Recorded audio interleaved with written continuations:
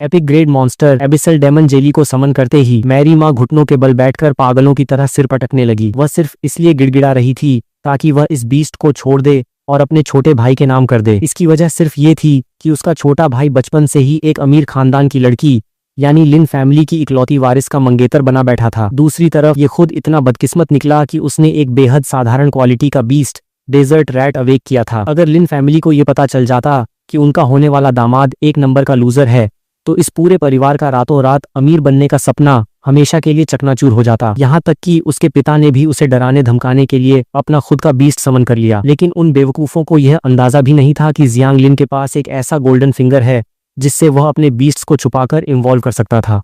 इस पूरी दुनिया में कोई भी किसी बीस्ट का डिटेल डेटा नहीं देख सकता था, लेकिन जियांग लिन न सिर्फ उनका डेटा देख सकता था बल्कि उनके इवोल्यूशन और फ्यूजन के सारे रास्ते भी साफ साफ देख सकता था। इस मतलबी और बेरहम परिवार को देखकर दूसरी दुनिया से ट्रांसमाइग्रेट होकर आए जियांग लिन का दिल पूरी तरह टूट चुका था। उसने पास में मौजूद डेमन जेली की तरफ देखा और पूछा कि क्या वह अभी भी उसे अपना मास्टर मानता है या नहीं। अगर वो जेली अब भी उसके साथ वफादार रहती तो वो अपनी जान की बाजी लगाकर भी उसे यहाँ से सुरक्षित बाहर निकाल ले जाता। लेकिन हालात को भांपते ही उस घाघ डेमन जेली ने पाला बदल लिया और तुरंत छोटे भाई जियांग हाई की कलाई को जाकर जकड़ लिया। वह एक आलीशान और ताकतवर ड्रैगन की नस्ल से था। उसकी नजर में सिर्फ अमीर लड़की के टुकड़ों पर पलने वाला जियांग हाई ही उसका खर्च उठा सकता था। जहां तक उसके इस गरीब और कंगाल असली मास्टर का सवाल था, वो उसकी तरफ देखना भी अपनी तौहीन समझता था। अपनों से मिले इस चौतरफा धोखे ने जियांग लिन के भीतर की आग को भड़का दिया। वो गुस्से में हंस पड़ा और बोला, अगर तुम सबको यही चाहिए तो लो, मैं खुद इसे तुम्हारे हवाले करता हूँ। शब्द खत्म होते ही उसने अपनी हथेली में पूरी ताकत झोंक दी और बीस्ट के साथ बंधी अपनी कॉन्ट्रैक्ट चेन को झटके से तोड़ दिया। रूह को चीर देने वाला दर्द पल भर में उसके दिमाग में दौड़ गया, लेकिन वो बिना झुके सीधे खड़ा रहा। उसने अपनी ठंडी आंखों से देखा कि कैसे उसके पिता जियांग झेनहाई ने तुरंत उस डेमन जेली के क्रिस्टल को लपक लिया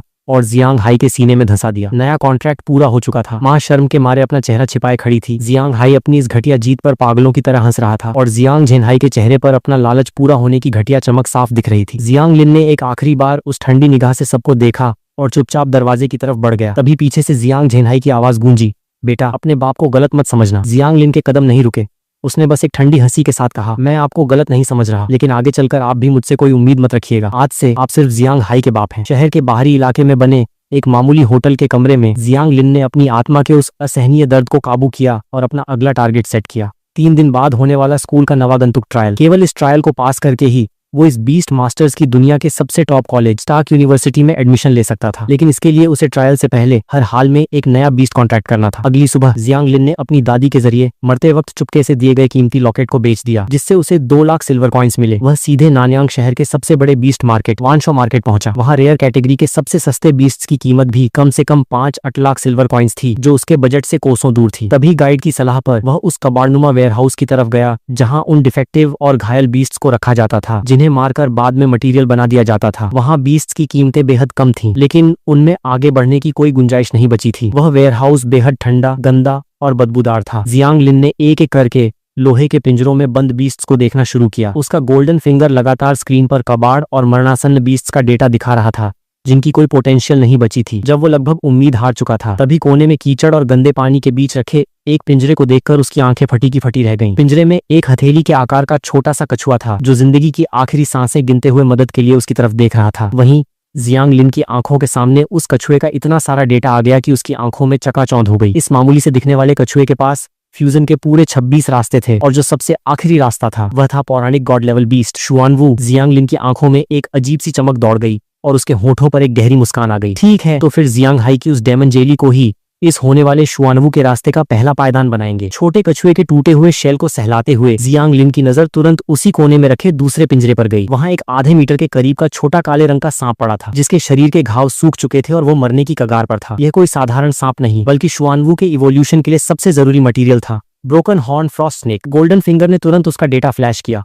category rare level, bronze tier, एक fusion path, icebone frost. Xuanwu Jiang Lin का दिल जोर से धड़का। उसने दोनों मरते हुए छोटे जीवों को अपनी हथेलियों पर उठाया और सीधे गाइड से कहा, ये दोनों मुझे चाहिए। गाइड ने पहले तो उन्हें उनके जानलेवा घावों के बारे में टोकना चाहा, लेकिन जियांग लिन का पक्का इरादा देखकर बोला, ये दोनों वैसे भी मटेरियल बनने वाले थे। मटेरियल के भाव से ये आपको 50,000 सिल्वर कॉइन्स पर पीस मिलेंगे। जियांग लिन ने बिना वक्त गंवाए अपना कार्ड स्वाइप किया और 1 लाख कॉइन्स चुका दिए। इसके बाद उसने गाइड को रोककर 3 और रेयर मटेरियल्स के नाम लिए, abyssal dust crystal, clear water or और कॉन्ट्रैक्ट नॉट। बाकी बचे 1 लाख कॉइन्स भी उसने वहीं चुका दिए। वहां खड़े बाकी लोग उसका मजाक उड़ाने लगे। देखो तो सही, दो अपाहिज बीस्ट को खरीद लिया। पागल हो गया है क्या ये लड़का? हथेली पर मौजूद छोटा कछुआ और छोटा सांप डर के मारे कांपने लगे और सिमट गए। जियांग लिन ने उन हंसने वाले लोगों की तरफ एक तीखी नजर डाली और दोनों छोटे जीवों को अपने सीने से लगाते हुए बेहद ठंडी पर अटूट आवाज में कहा, मेरे बीस्ट्स के मामले में किसी को उंगली उठाने की जरूरत नहीं है। इन्हें मैंने चुना है और ये इस दुनिया के सबसे बेस्ट बीस्ट्स हैं। होटल के कमरे में लौटकर जियांग लिन ने दरवाजे और खिड़कियां पूरी तरह से बंद कर दिए ताकि बाहर का कोई भी इंसान अंदर न देख सके। इस दुनिया के इतिहास में आज तक कभी न देखा गया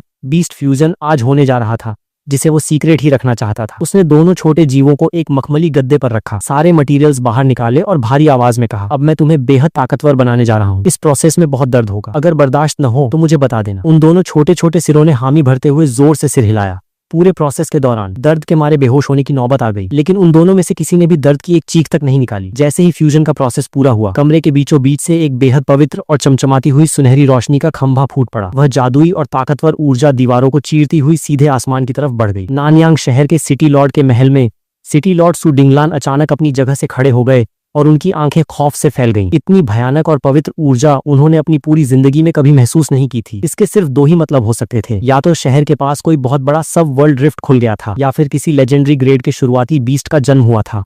उन्होंने तुरंत बिना वक्त ऑर्डर पास किया, अभी के अभी नानयांग शहर के सभी रिफ्ट्स और कोनों की जांच करो। लेकिन जिस दूसरी आशंका को उन्होंने अपने दिमाग में ये सोचकर खारिज कर दिया था कि ऐसा होना नामुमकिन है, वही नामुमकिन बात इस वक्त शहर के उस छोटे से होटल के कमरे में सच साबित हो चुकी थी। जैसे ही वो सुनहरी रोशनी धीरे धीरे छंटनी शुरू हुई, वह कछुआ जो पहले सिर्फ एक हथेली के आकार का था, अब बढ़कर एक बड़े परात जितना बड़ा हो चुका था। उसका टूटा हुआ शेल पूरी तरह से ठीक हो चुका था और उस पर बर्फ जैसे नीले रंग के रहस्यमयी दैवीय पैटर्न चमक रहे थे। वहीं उस ब्रोकन हॉर्न फ्रॉस्ट स्नेक के सिर पर बर्फ के क्रिस्टल जैसा एक सींग निकल आया था और उसकी लंबाई बढ़कर 1 मीटर हो चुकी थी। उस सांप की पूंछ कछुए के शेल के साथ इस तरह प्राकृतिक रूप से लिपटी हुई थी कि वे दोनों दो अलग जीव नहीं बल्कि एक ही शरीर का हिस्सा लग रहे थे। जियांग लिन की उंगलियां हल्की सी कांपी। उसने अपनी आंखों के सामने तैर रहे नए इंफॉर्मेशन पैनल की तरफ देखा। ये सच में हो चुका था। पौराणिक God level beast शुआनवू। Jiang Lin का दिल जोर से धड़कने लगा और उसकी आंखों में एक बर्फीली चमक आ गई। उस महाविनाशकारी एबिसल डेमन जेली की औकात इस वक्त उसके शुआनवू के सामने एक अदने से कीड़े जैसी भी नहीं थी। जियांग हाई, कल के नवागंतुक ट्रायल में अब तुमसे सूद समेत हिसाब वसूलने का वक्त आ गया है। अगले दिन नवागंतुक ट्रायल के एंट्रेंस पर छात्रों का भारी हुजूम उमड़ा हुआ था। यह ट्रायल स्टार्क यूनिवर्सिटी में एडमिशन पाने का इकलौता रास्ता था। इस परीक्षा को पास करने के लिए पूरे अलायंस में टॉप 1000 रैंक के अंदर आना लाजमी था। जियांग लिन जैसे ही एंट्रेंस पर पहुंचा, उसका सामना जियांग हाई से हुआ, जिसे चारों तरफ से चापलूसों ने घेर रखा था। जियांग हाई ने बड़े घमंड से अपनी मंगेतर लिन याटिंग को अपनी बाहों में ले रखा था और उसके सिर के ऊपर वही रौबदार एबिसल डेमन जेली तैर रही थी। आसपास के लोग उसकी मक्खनबाजी में लगे हुए थे। जियांग भाई, आप तो छा गए, आपके पास तो एपिक ग्रेड बीस्ट है। इस बार के ट्रायल में नंबर 1 की गद्दी आपकी ही है। तभी किसी की नजर जियांग लिन पर पड़ी और उसने तुरंत माहौल गरमाते हुए कहा, अरे भाई देखना, वो तुम्हारा बड़ा भाई नहीं है? उसने कौन सा घटिया बीस्ट कॉन्ट्रैक्ट किया है रे? जियांग हाई ने उस तरफ देखा और दोनों की नजरें मिली। लिन याटिंग ने तुरंत एक घटिया हंसी हंसते हुए कहा, उस डेजर्ट रैट जैसे कचरे बीस्ट को तो कोई कुत्ता भी न पाले, उसने पक्का उसे कहीं फेंक दिया होगा। वैसे भी जियांग लिन काफी पहले ही हमारे जियांग हाई के भाई होने की औकात खो चुका है। ऐसे लूजर की हमारे परिवार में कोई जगह नहीं है। जियांग हाई अपनी मंगेतर को साथ लेकर आगे बढ़ा और बड़े फर्जी अंदाज में हमदर्दी जताते हुए बोला, भाई तुम्हें यहाँ एक बेकार कछुए को लेकर अपनी जान गंवाने की क्या जरूरत थी? जियांग लिन के होठों पर एक ठंडी मुस्कान आ गई। जियांग हाई, दूसरों पर कीचड़ उछालने की तुम्हारी ये कला तुम्हारे बीस्ट मास्टर बनने के टैलेंट से कहीं ज्यादा बेहतर है। लेकिन एक बात याद रखना, कचरा हमेशा कचरा ही रहता है। दूसरों की चीजें छीन लेने से तुम्हारी रगों में बहने वाला घटिया खून नहीं बदल जाएगा। इतना कहकर वो बिना एक पल गंवाए आगे बढ़ गया। जियांग हाई की आंखों में खून उतर आया। उसने गुस्से में पागल होकर अपनी डेमन जेली को हुक्म दिया, चीर डालो उस कछुए के घटिया शेल को। पलक झपकते ही एक बैंगनी काली परछाई हवा को चीरती हुई आगे बढ़ी। डेमन जेली की धारदार पूंछ ने अपनी पूरी एपिक ग्रेड ताकत के साथ शुआनवू के कवच पर सीधा वार किया। आसपास खड़े लोग हक्के बक्के रह गए। सबको लगा कि जियांग लिन का बीस्ट अब सीधा मौत के घाट उतर जाएगा। लेकिन अगले ही पल पानी की एक गहरी नीली ढाल शुआनवू के चारों तरफ तैरने लगी। उसने डेमन जेली के उस पूरी ताकत से किए गए वार को इतनी आसानी से झेल लिया कि उस ढाल पर एक मामूली सी खरोंच तक नहीं आई। ये नामुमकिन है। जियांग हाई के मुंह से चीख निकल गई। उसका चेहरा डर और अचरज से सफेद पड़ गया। आसपास का पूरा मैदान सन्न रह गया। किसी ने सपने में भी नहीं सोचा था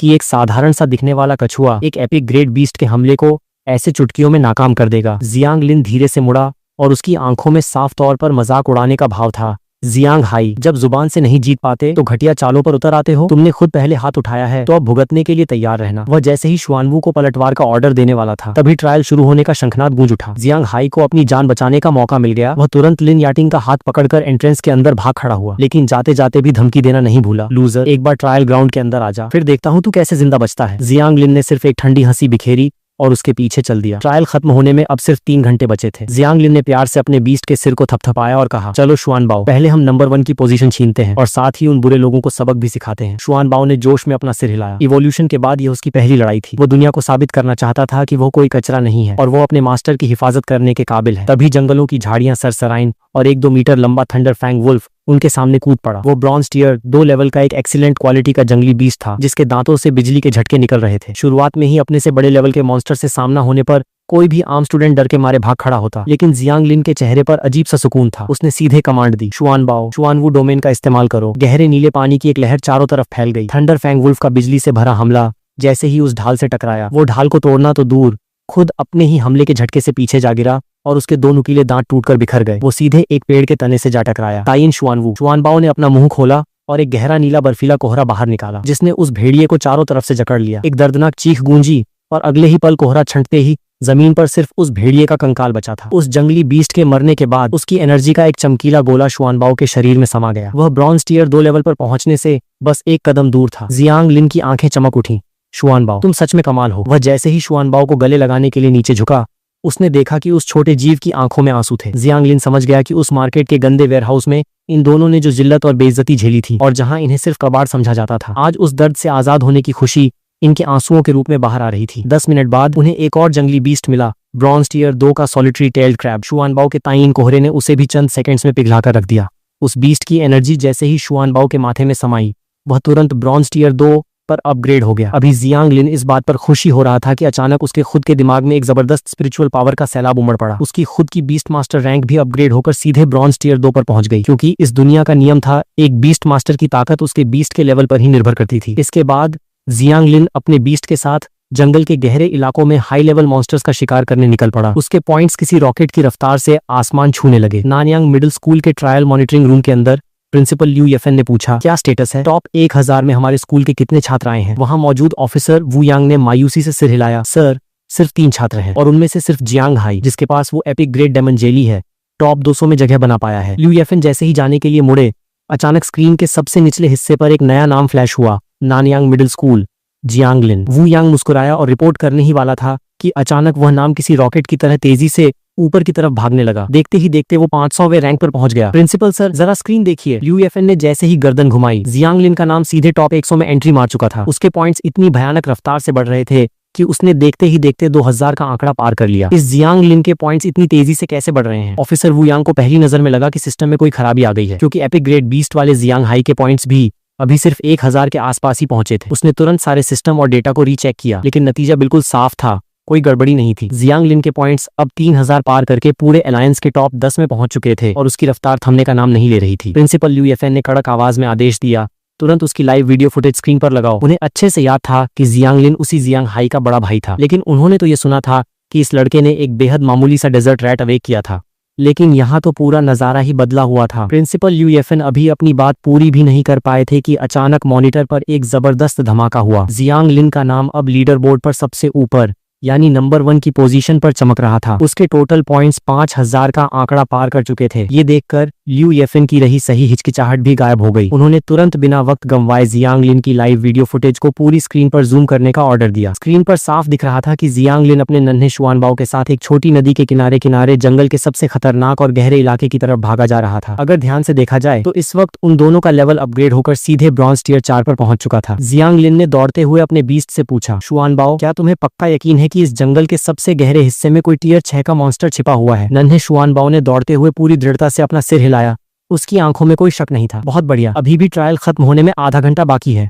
आज हम भी तो देखें कि इस टियर 6 के जंगली जानवर में आखिर कितना दम है। ठीक 10 मिनट बाद नदी के किनारे उन दोनों को वो मॉन्स्टर मिल ही गया। वह ब्रॉन्ज टियर 6 का एक बेहद खूंखार और विशालकाय बीस्ट था, थॉर्नबैक बियर। लेकिन जियांग लिन के लिए सबसे चौंकाने वाली बात यह थी कि वहां वह अकेला नहीं था। वहां 5 छात्रों की एक टीम उस खूंखार भालू के सामने लाचार होकर पीछे धकेली जा रही थी। वे सब नदी के किनारे बिल्कुल कोने में फंस चुके थे। उनमें से एक छात्र ने कांपती और फटी हुई आवाज में कहा, जियांग भाई, क्या हम यहाँ से जिंदा बचकर निकल पाएंगे? डरता क्यों है साले? ये जानवर अब पूरी तरह थक चुका है। तुम सब आगे बढ़ो और इस पर लगातार हमले करो। इसे थका थका कर मारना होगा। जियांग हाई ने चिल्लाते हुए अपनी ही टीम के एक लड़के की कॉलर पकड़ी और उसे जबरदस्ती उस भालू के सामने धकेल दिया। वह लड़का जैसे ही आगे गिरा, जियांग हाई की डेमन जेली ने उसे पीछे से ब्लॉक कर दिया ताकि वो भाग न सके। अगले ही पल थॉर्न पे बियर ने अपने जानलेवा हुनर 1000 थॉर्न्स फ्यूरी पाम से एक जोरदार वार किया और उस बेकसूर छात्र की जान ले ली। लेकिन जियांग हाई के चेहरे पर अपने साथी की मौत का रत्ती भर भी अफसोस नहीं था। उसने तुरंत दूसरे छात्र को अपनी तरफ खींचा और उसे भी भालू के आगे फेंकने लगा। जल्दी कर, अब तेरी बारी है, जा और इसे उलझा कर रख। उस दूसरे लड़के की आंखें गुस्से से लाल हो गई। उसने मरने से ठीक पहले जियांग हाई के मुंह पर थूकते हुए श्राप दिया, जियांग हाई, तू इंसान के रूप में एक नंबर का कमीना और कुत्ता है। अपने ही साथियों की जान ले रहा है। तू बस बाहर चल, प्रिंसिपल खुद तुझे सजा देंगे। सजा? तू शायद भूल रहा है कि मेरे पीछे कौन सी ताकत खड़ी है। जियांग हाई ने कमीनी हंसी हंसते हुए कहा और पास खड़ी लिन याटिंग ने भी उसका साथ देते हुए घटिया मुस्कान बिखेरी। उस भालू ने जैसे ही दोबारा फेंके गए छात्र पर अपना 1000 थॉर्न्स फ्यूरी पाम चलाने के लिए पंजा उठाया, अचानक उसकी रफ्तार धीमी पड़ गई। पलक झपकते ही पानी का एक गहरा नीला कोहरा उस विशालकाय भालू के चारों तरफ लिपट गया। उस कोहरे के अंदर से रूह कंपा देने वाली चीखें गूंजने लगीं। कुछ ही सेकंड्स में जब वो धुंध साफ हुई तो उस 6.5 फीट ऊंचे कड़कड़ते भालू की जगह जमीन पर सिर्फ उसकी सफेद हड्डियों का ढांचा पड़ा हुआ था। ये खौफनाक नजारा देखकर जियांग हाई के होश उड़ गए। वो डर के मारे थर थर कांपने लगा और लिन याटिंग का हाथ पकड़कर पीछे भागने की कोशिश करने लगा। लेकिन तभी अचानक उसे महसूस हुआ कि उसकी पीठ पर मानो कोई विशाल पहाड़ आकर रख दिया गया हो। उसका पूरा शरीर जाम हो गया और वो 1 इंच भी हिल नहीं पाया। पीछे से एक ठंडी और जानी पहचानी आवाज आई, मेरे प्यारे छोटे भाई, देखो हम फिर मिल गए। जियांग हाई ने पूरी ताकत लगाकर अपनी गर्दन घुमाई। उसकी आंखें फटी की फटी रह गईं। जी जियांग लिन ने आगे बढ़कर बड़े आराम से जियांग हाई के गाल पर हाथ थपथपाया और मुस्कुराते हुए कहा, क्यों भाई, अब अपने सगे बड़े भाई को भैया कहने में भी शर्म आ रही है क्या? उसी वक्त उस थॉर्नबैक बियर की लाश से एक बहुत बड़ा एनर्जी का गोला निकला और सीधे शुआनबाओ के माथे में समा गया। इस भारी एनर्जी के मिलते ही शुआनबाओ का लेवल एक बार फिर अपग्रेड होकर सीधे ब्रॉन्ज टियर 5 पर पहुंच गया। कमीने, तू मेरे हाथों मरेगा। जियांग हाई ने डर को गुस्से में बदलते हुए अपनी डेमन जेली को आखिरी हुक्म दिया, शेडो स्ट्रैंगुलेशन। लेकिन उस डेमन जेली का वो डार्क हमला जियांग लिन को छूना तो दूर, शुआनबाओ की शुआनवू शील्ड से टकराकर हवा में ही बिखर गया। जियांग लिन ने बिना कोई रहम दिखाए एक जबरदस्ती किक जियांग हाई के सीने पर मारी। जियांग हाई औंधे मुंह जमीन पर गिरा और जियांग लिन ने अपना भारी बूट सीधे उसके चेहरे पर रखकर दबा दिया। जियांग हाई, जब तुम, माँ और वो बूढ़ा मिलकर मेरे साथ गद्दारी कर रहे थे, तब क्या तुम सबने सपने में भी सोचा था कि एक दिन ऐसा भी आएगा? जियांग हाई की आंखों में अब मौत का खौफ साफ दिख रहा था। शुआनबाओ, इस नकली ड्रैगन को जरा उसकी औकात याद दिलाओ। शुआनबाओ ने तुरंत अपनी खास एबिलिटी एबिसल ग्रेविटी एक्टिवेट कर दी। आसमान में उड़ रही वह एबिसल डेमन जेली इस भारी दबाव को झेल नहीं पाई और एक कटे हुए पतंग की तरह सीधे जमीन पर आ गिरी। जियांग लिन ने अपनी जेब से एक तेज धार वाला चाकू निकाला। उसने बिना झिझके डेमन जेली की चमड़ी को बेरहमी से चीर दिया और उसकी सबसे नाजुक और खास खाल यानी इनवर्स स्केल पर सीधे चाकू चलाकर मांस के लोथड़े समेत उसे बाहर खींच लिया। वह डेमन जेली दर्द के मारे पागलों की तरह तड़पने और चीखने लगी। लेकिन जियांग लिन यही नहीं रुका। उसने दोबारा चाकू उठाया और उस जेली के सिर के ऊपर उगे काले रंग के क्रिस्टल बोन को भी मांस और खून के साथ जड़ से खोदकर बाहर निकाल दिया। ये वही हिस्सा था जिससे उसकी असली ताकत पैदा होती थी। जियांग लिन, तू जानवर है, रुक जा, बस कर। जियांग हाई अपनी आंखों के सामने अपने सबसे कीमती बीस्ट को तड़पते देख खून के आंसू रो रहा था। ठीक उसी पल पूरे जंगल की हवा और स्पेस अजीब तरीके से मुड़ने और हिलने लगी। पहले राउंड का यह नवागंतुक ट्रायल का समय अब पूरी तरह समाप्त हो चुका था। जंगल में बचे हुए सभी छात्र ऑटोमेटिकली टेलीपोर्ट होकर दूसरे राउंड के ट्रायल ग्राउंड में पहुंचने लगे। इस बीच नानयांग मिडिल स्कूल के मॉनिटरिंग रूम के अंदर सन्नाटा पसरा हुआ था। प्रिंसिपल यू एफएन ने अपनी स्क्रीन पर यह खौफनाक मंजर देखकर एक ठंडी सांस ली और उनके मुंह से बस इतना ही निकला, ये लड़का वाकई में बेहद खतरनाक और बेरहम है। ट्रायल का लीडर बोर्ड आखिरकार अपनी फाइनल पोजीशन पर आकर रुक गया। पहला स्थान नानयांग मिडिल स्कूल जियांग लिन पॉइंट्स 10,860 ग्रेड एस। दूसरा स्थान सु शाओ पॉइंट्स 2,600। जियांग लिन ने दूसरे नंबर के छात्र से पूरे 8,000 पॉइंट्स की भारी बढ़त बना ली थी। नानयांग शहर के इतिहास में पूरे अलायंस का सबसे पहला एस ग्रेड छात्र पैदा हो चुका था। अभी प्रिंसिपल यूएफएन इस सदमे से उबर भी नहीं पाए थे कि तभी मॉनिटरिंग रूम का दरवाजा एक जोरदार झटके के साथ खुला। शहर के सिटी लॉर्ड सु डिंगलान ने अंदर कदम रखते हुए घबराए हुए लहजे में पूछा, प्रिंसिपल यू, ये जियांग लिन का क्या चक्कर है? अलायंस हेडक्वार्टर से बड़े बड़े अधिकारियों के फोन कॉल्स ने मेरा फोन हैंग कर दिया है। जब जियांग लिन ने दोबारा अपनी आंखें खोली तो उसने खुद को और नन्हे शुआनबाओ को 100 मीटर से भी कम व्यास वाले एक छोटे से बंद कमरे में पाया। इस कमरे की चारों दीवारें जादुई की स्टोन से बनी थीं, जिन्हें तोड़ना नामुमकिन था। ये दूसरा राउंड पहले राउंड से बिल्कुल अलग था। यहाँ जंगली बीस्ट का शिकार करके पॉइंट्स नहीं कमाने थे, बल्कि ये देखना था कि कोई बीस्ट मास्टर यहाँ मौजूद ट्रायल पपेट्स के हमलों के सामने कितनी देर तक जिंदा बच पाता है। वक्त बीतने के साथ साथ पॉइंट्स खुद ब खुद बढ़ रहे थे। तभी कमरे का भारी पत्थर का दरवाजा खुला और चट्टान जैसी मजबूत बॉडी वाला एक पुतला अंदर आया। Trial puppet, metal tier 2 bronze. वह पपेट कमरे में आते ही शुआनबाओ को नजरअंदाज करके सीधे जियांग लिन की तरफ झपटा। इस राउंड का सबसे क्रूर नियम यही था, ये पपेट्स बीस्ट पर नहीं बल्कि सीधे बीस्ट मास्टर पर हमला करते थे। शुआनबाओ, बजाओ इसकी बैंड, जियांग लिन ने चिल्लाकर कहा। शुआनबाओ ने तुरंत अपनी एबिसल ग्रेविटी चलाकर उस पपेट की रफ्तार को धीमा किया और फिर ताइन कोहरे के एक ही वार से उस मेटल पपेट को पिघलाकर लोहे का पानी बना दिया। अगला पुतला आग की चट्टानों से बना था और उसका लेवल एक टीयर ऊपर था। उसने आते ही जियांग लिन पर एक के बाद एक 3 फायर कैनन बॉल्स दागे, लेकिन शुआनबाओ की नीली वाटर शील्ड के सामने वो आग की लपटें ठंडी पड़ गईं। 3 मिनट के अंदर ही टीयर 5 ब्रॉन्ज लेवल का थंडर पपेट भी मलबे में तब्दील हो चुका था। अब कमरे में एक साथ 2 पुतले प्रकट हुए, वुड पपेट और वाटर पपेट, दोनों ही टीयर 5 ब्रॉन्ज के थे। ऐसा लग रहा था कि ब्रॉन्ज कैटेगरी में टीयर 5 ही इन पुतलों का मैक्सिमम लेवल था। इसके बाद सिस्टम सिर्फ उनकी गिनती बढ़ाकर बीस्ट मास्टर को थकाकर बाहर करने वाला था। इसी दौरान मॉनिटरिंग रॉम के अंदर सिटी लॉर्ड सु डिंगलान अपनी आंखों से जियांग लिन का यह हैरतअंगेज कारनामा देख रहे थे। अब उन्हें जियांग लिन के एस ग्रेड होने पर रत्ती भर भी शक नहीं था, नहीं बल्कि अब तो वो स्कोर कार्ड बदलने लगा था। अलायंस के ग्लोबल लीडर बोर्ड पर जियांग लिन का स्कोर 20,000 का आंकड़ा पार कर चुका था और वो इतिहास का सबसे पहला एसएस ग्रेड होल्डर बन गया था। स्टार्क अलायंस के हजारों साल के इतिहास में कभी कोई एसएस ग्रेड नहीं आया था, शायद 1 या 2000 साल पहले कोई आया हो। यहाँ तक कि एक साधारण एस ग्रेड भी आखिरी बार आज से 200 साल पहले देखा गया था। ट्रायल स्पेस के अंदर जियांग लिन इस जानलेवा टेस्ट में पूरे 9 मिनट से ज्यादा का वक्त गुजार चुका था। पूरे अलायंस के सारे स्टूडेंट्स आउट हो चुके थे, मैदान में सिर्फ वो अकेला टिका था। लेकिन अब उसकी भी लिमिट आ चुकी थी। कमरे में मौजूद टीयर 5 ब्रॉन्ज के 10 पुतलों के सीने में लगे कोर अचानक पागलों की तरह घूमने लगे। आग, पानी, बिजली और मिट्टी की सारी ताकतें आपस में मिक्स होने लगीं और देखते ही देखते वे सब मिलकर एक 5 मीटर ऊंचे 7 रंगों वाले महापुतले में बदल गए। अच्छा, तो ये सिस्टम ऐसे भी चीटिंग करता है। जियांग लिन ने दांत भींचे। उस महापुतले का लेवल ब्रॉन्ज को पार करके सीधे सिल्वर रैंक पर जा पहुंचा था। शुआनबाओ चाहे कितना भी गॉड लेवल क्यों न हो, लेकिन इतने बड़े लेवल के अंतर को पार करना नामुमकिन था। आखिरकार दोनों शान से आउट हो गए और उनका टाइमिंग स्कोर 10 मिनट पर आकर रुक गया। मॉनिटरिंग रूम में सन्नाटा छा गया, किसी के मुंह से एक शब्द नहीं निकल रहा था। जियांग लिन का फाइनल स्कोर था 32,867 पॉइंट्स। 30,000 का जादुई आंकड़ा टूट चुका था और उसके नाम के आगे अब बड़े बड़े अक्षरों में लिखा था एसएस ग्रेड। सु डिंगलान हक्के बक्के रह गए। इस ग्रेड के बारे में उन्होंने अपनी पूरी जिंदगी में सिर्फ कहानियों में सुना था। स्टार्क अलायंस के इतिहास में ऐसा कभी नहीं हुआ था। 30,000 से ज्यादा पॉइंट्स कमाने का सिर्फ एक ही मतलब हो सकता था। उस लड़के ने जिस बीस्ट को समन किया था वह शुरुआत से ही पौराणिक गॉड लेवल का था। पौराणिक लेवल का नाम दिमाग में आते ही सु डिंगलान को तुरंत 2 दिन पहले नानयांग शहर में उठी उस रहस्यमयी और पवित्र ऊर्जा की याद आ गई। ट्रायल स्पेस से बाहर निकलकर जियांग लिन जैसे ही एंट्रेंस के मैदान में वापस आया, उसके कानों में एक रूह कंपा देने वाली चीख गूंजी, जियांग लिन, मैं तुझे जिंदा नहीं छोड़ूंगा। जियांग हाई की आंखें गुस्से और नफरत से लाल हो चुकी थीं। पहले राउंड में उसकी डेमन जेली का जो हाल जियांग लिन ने किया था, उस चोट की वजह से वो दूसरे राउंड में 3 सेकंड भी नहीं टिक पाया। वह सिर्फ 1 पॉइंट के अंतर से ग्लोबल लिस्ट में 1001वें स्थान पर खिसक गया था, जिसका सीधा मतलब था कि वह स्टार्क यूनिवर्सिटी का फॉर्म भरने की औकात भी खो चुका था। उसका पूरा करियर तबाह हो चुका था। उसने पागलों की तरह अपनी जेब से एक खंजर निकाला और जियांग लिन की छाती पर वार करने के लिए लपका। जियांग लिन ने ठंडी हंसी के साथ बस अपनी उंगली की एक हल्की सी हरकत से उस खंजर को हवा में उड़ा दिया। मेरे प्यारे छोटे भाई, तुम तो बड़े कमजोर निकले, इतने बड़े लूजर हो तुम। जियांग हाई जमीन पर गिर पड़ा और दोबारा उठने की कोशिश करने लगा। तभी सुरक्षा दल के दर्जनों गार्ड्स ने आकर उसे दबोच लिया। उनमें से लीडर ने जियांग लिन की तरफ देखकर सम्मान से कहा, जियांग लिन, प्रिंसिपल सर ने आपको तुरंत मॉनिटरिंग रूम में बुलाया है। जब जियांग लिन नानयांग मिडिल स्कूल के मुख्य कंट्रोल रूम में पहुंचा तो प्रिंसिपल लिu येफेन ने आगे बढ़कर उसका परिचय कराया। जियांग लिन, ये हमारे नानयांग शहर के सिटी लॉर्ड सु डिंगलान है और इनके बगल में जो खड़े हैं वो मिलिट्री बेस से आए चीफ इंस्पेक्टर सर शुजियान है। शुजियान का नाम सुनते ही जियांग लिन की पलकें झपकी। ये कोई मामूली नाम नहीं था। ये इंसान न सिर्फ एक गॉड लेवल बीस्ट मास्टर था, बल्कि 10 साल पहले ड्रैकोनिक रेस के खिलाफ हुई महाजंग के चैलेंज में नंबर 1 आने वाला ग्लोबल हीरो था। खैर, सबसे पहले तुम्हें पूरे अलायंस में नंबर 1 रैंक हासिल करने की बधाई जियांग लिन। एसएसएस ग्रेड और 30,000 से ज्यादा पॉइंट्स, वाकई बेमिसाल है। शुजियान ने जियांग लिन के कंधे पर हाथ रखते हुए कहा, लेकिन अचानक उनका चेहरा बेहद गंभीर हो गया। लेकिन मुझे एक बात बताओ, ये लेजेंडरी ग्रेड का शुरुआती बीस्ट तुम्हें कहाँ से मिला? उनके शब्द खत्म होते ही पूरे कमरे की हवा भारी हो गई और स्पेस मानो जम सा गया। लेजेंडरी ग्रेड शब्द सुनते ही सिटी लॉर्ड सु डिंगलान का दिल दहल गया। वह कछुए और सांप के कॉम्बिनेशन वाला जीव सच में एक गॉड लेवल बीस्ट था। शुरुआती लेजेंडरी का मतलब था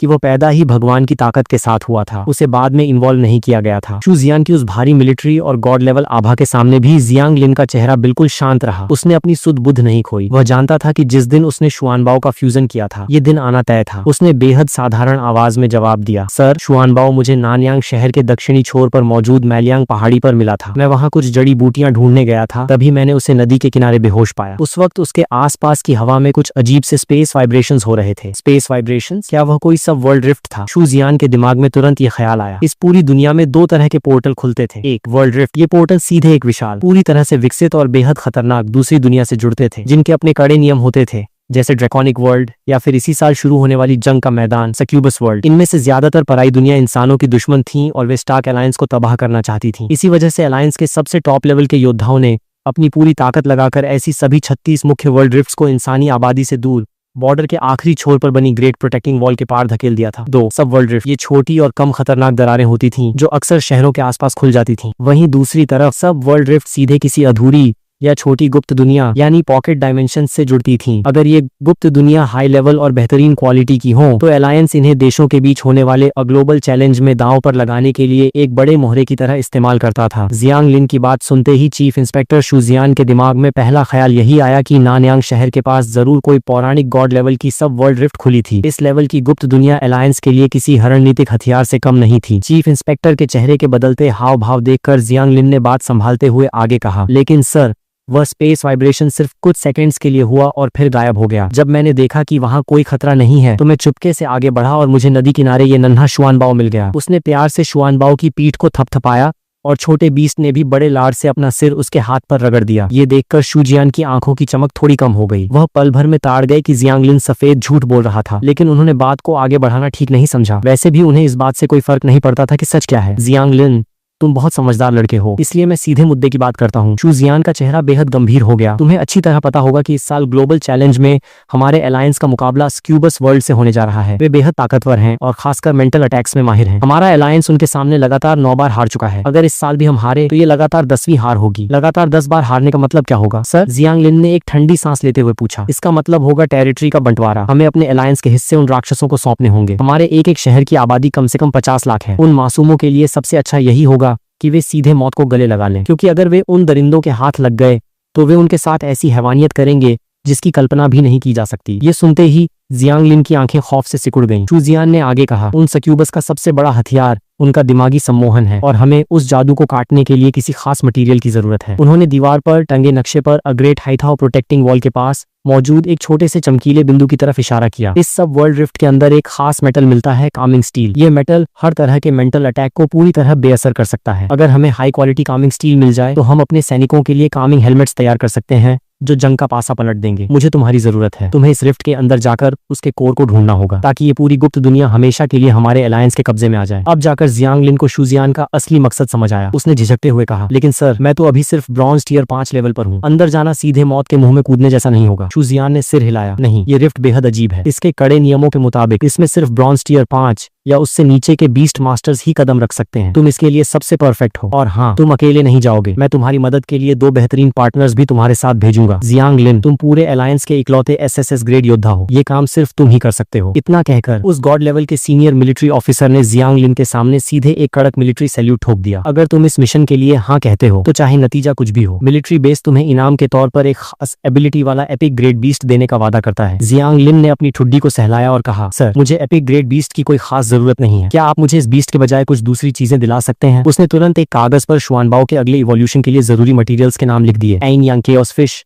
10,000 year hollow bamboo, north sea holy water और north star dust. Xu Jian ने उन नामों को देखकर अपनी भौहें सिकोड़ी। इनमें से मैंने सिर्फ नॉर्थ स्टार डस्ट का नाम सुना है। ये एक पौराणिक गॉड लेवल मटेरियल है। हमारे अलायंस के मुख्य खजाने में इसकी एक बोतल सुरक्षित रखी है। अगर तुम्हें ये चाहिए तो मैं इस मिशन के इनाम के तौर पर इसे पास करवा दूंगा। तो फिर डील पक्की। जियांग लिन मुस्कुराया। शू जियान की आंखों में एक चमक आ गई। वक्त बहुत कम है, हमें अभी निकलना होगा। मैं वादा करता हूँ कि तुम्हारे कॉलेज एडमिशन के फाइनल असेसमेंट से पहले तुम्हें सही सलामत वापस छोड़ दूंगा। शू जियान ने जियांग लिन का हाथ पकड़ा और उसे सीधे मॉनिटरिंग रूम से बाहर ले आए।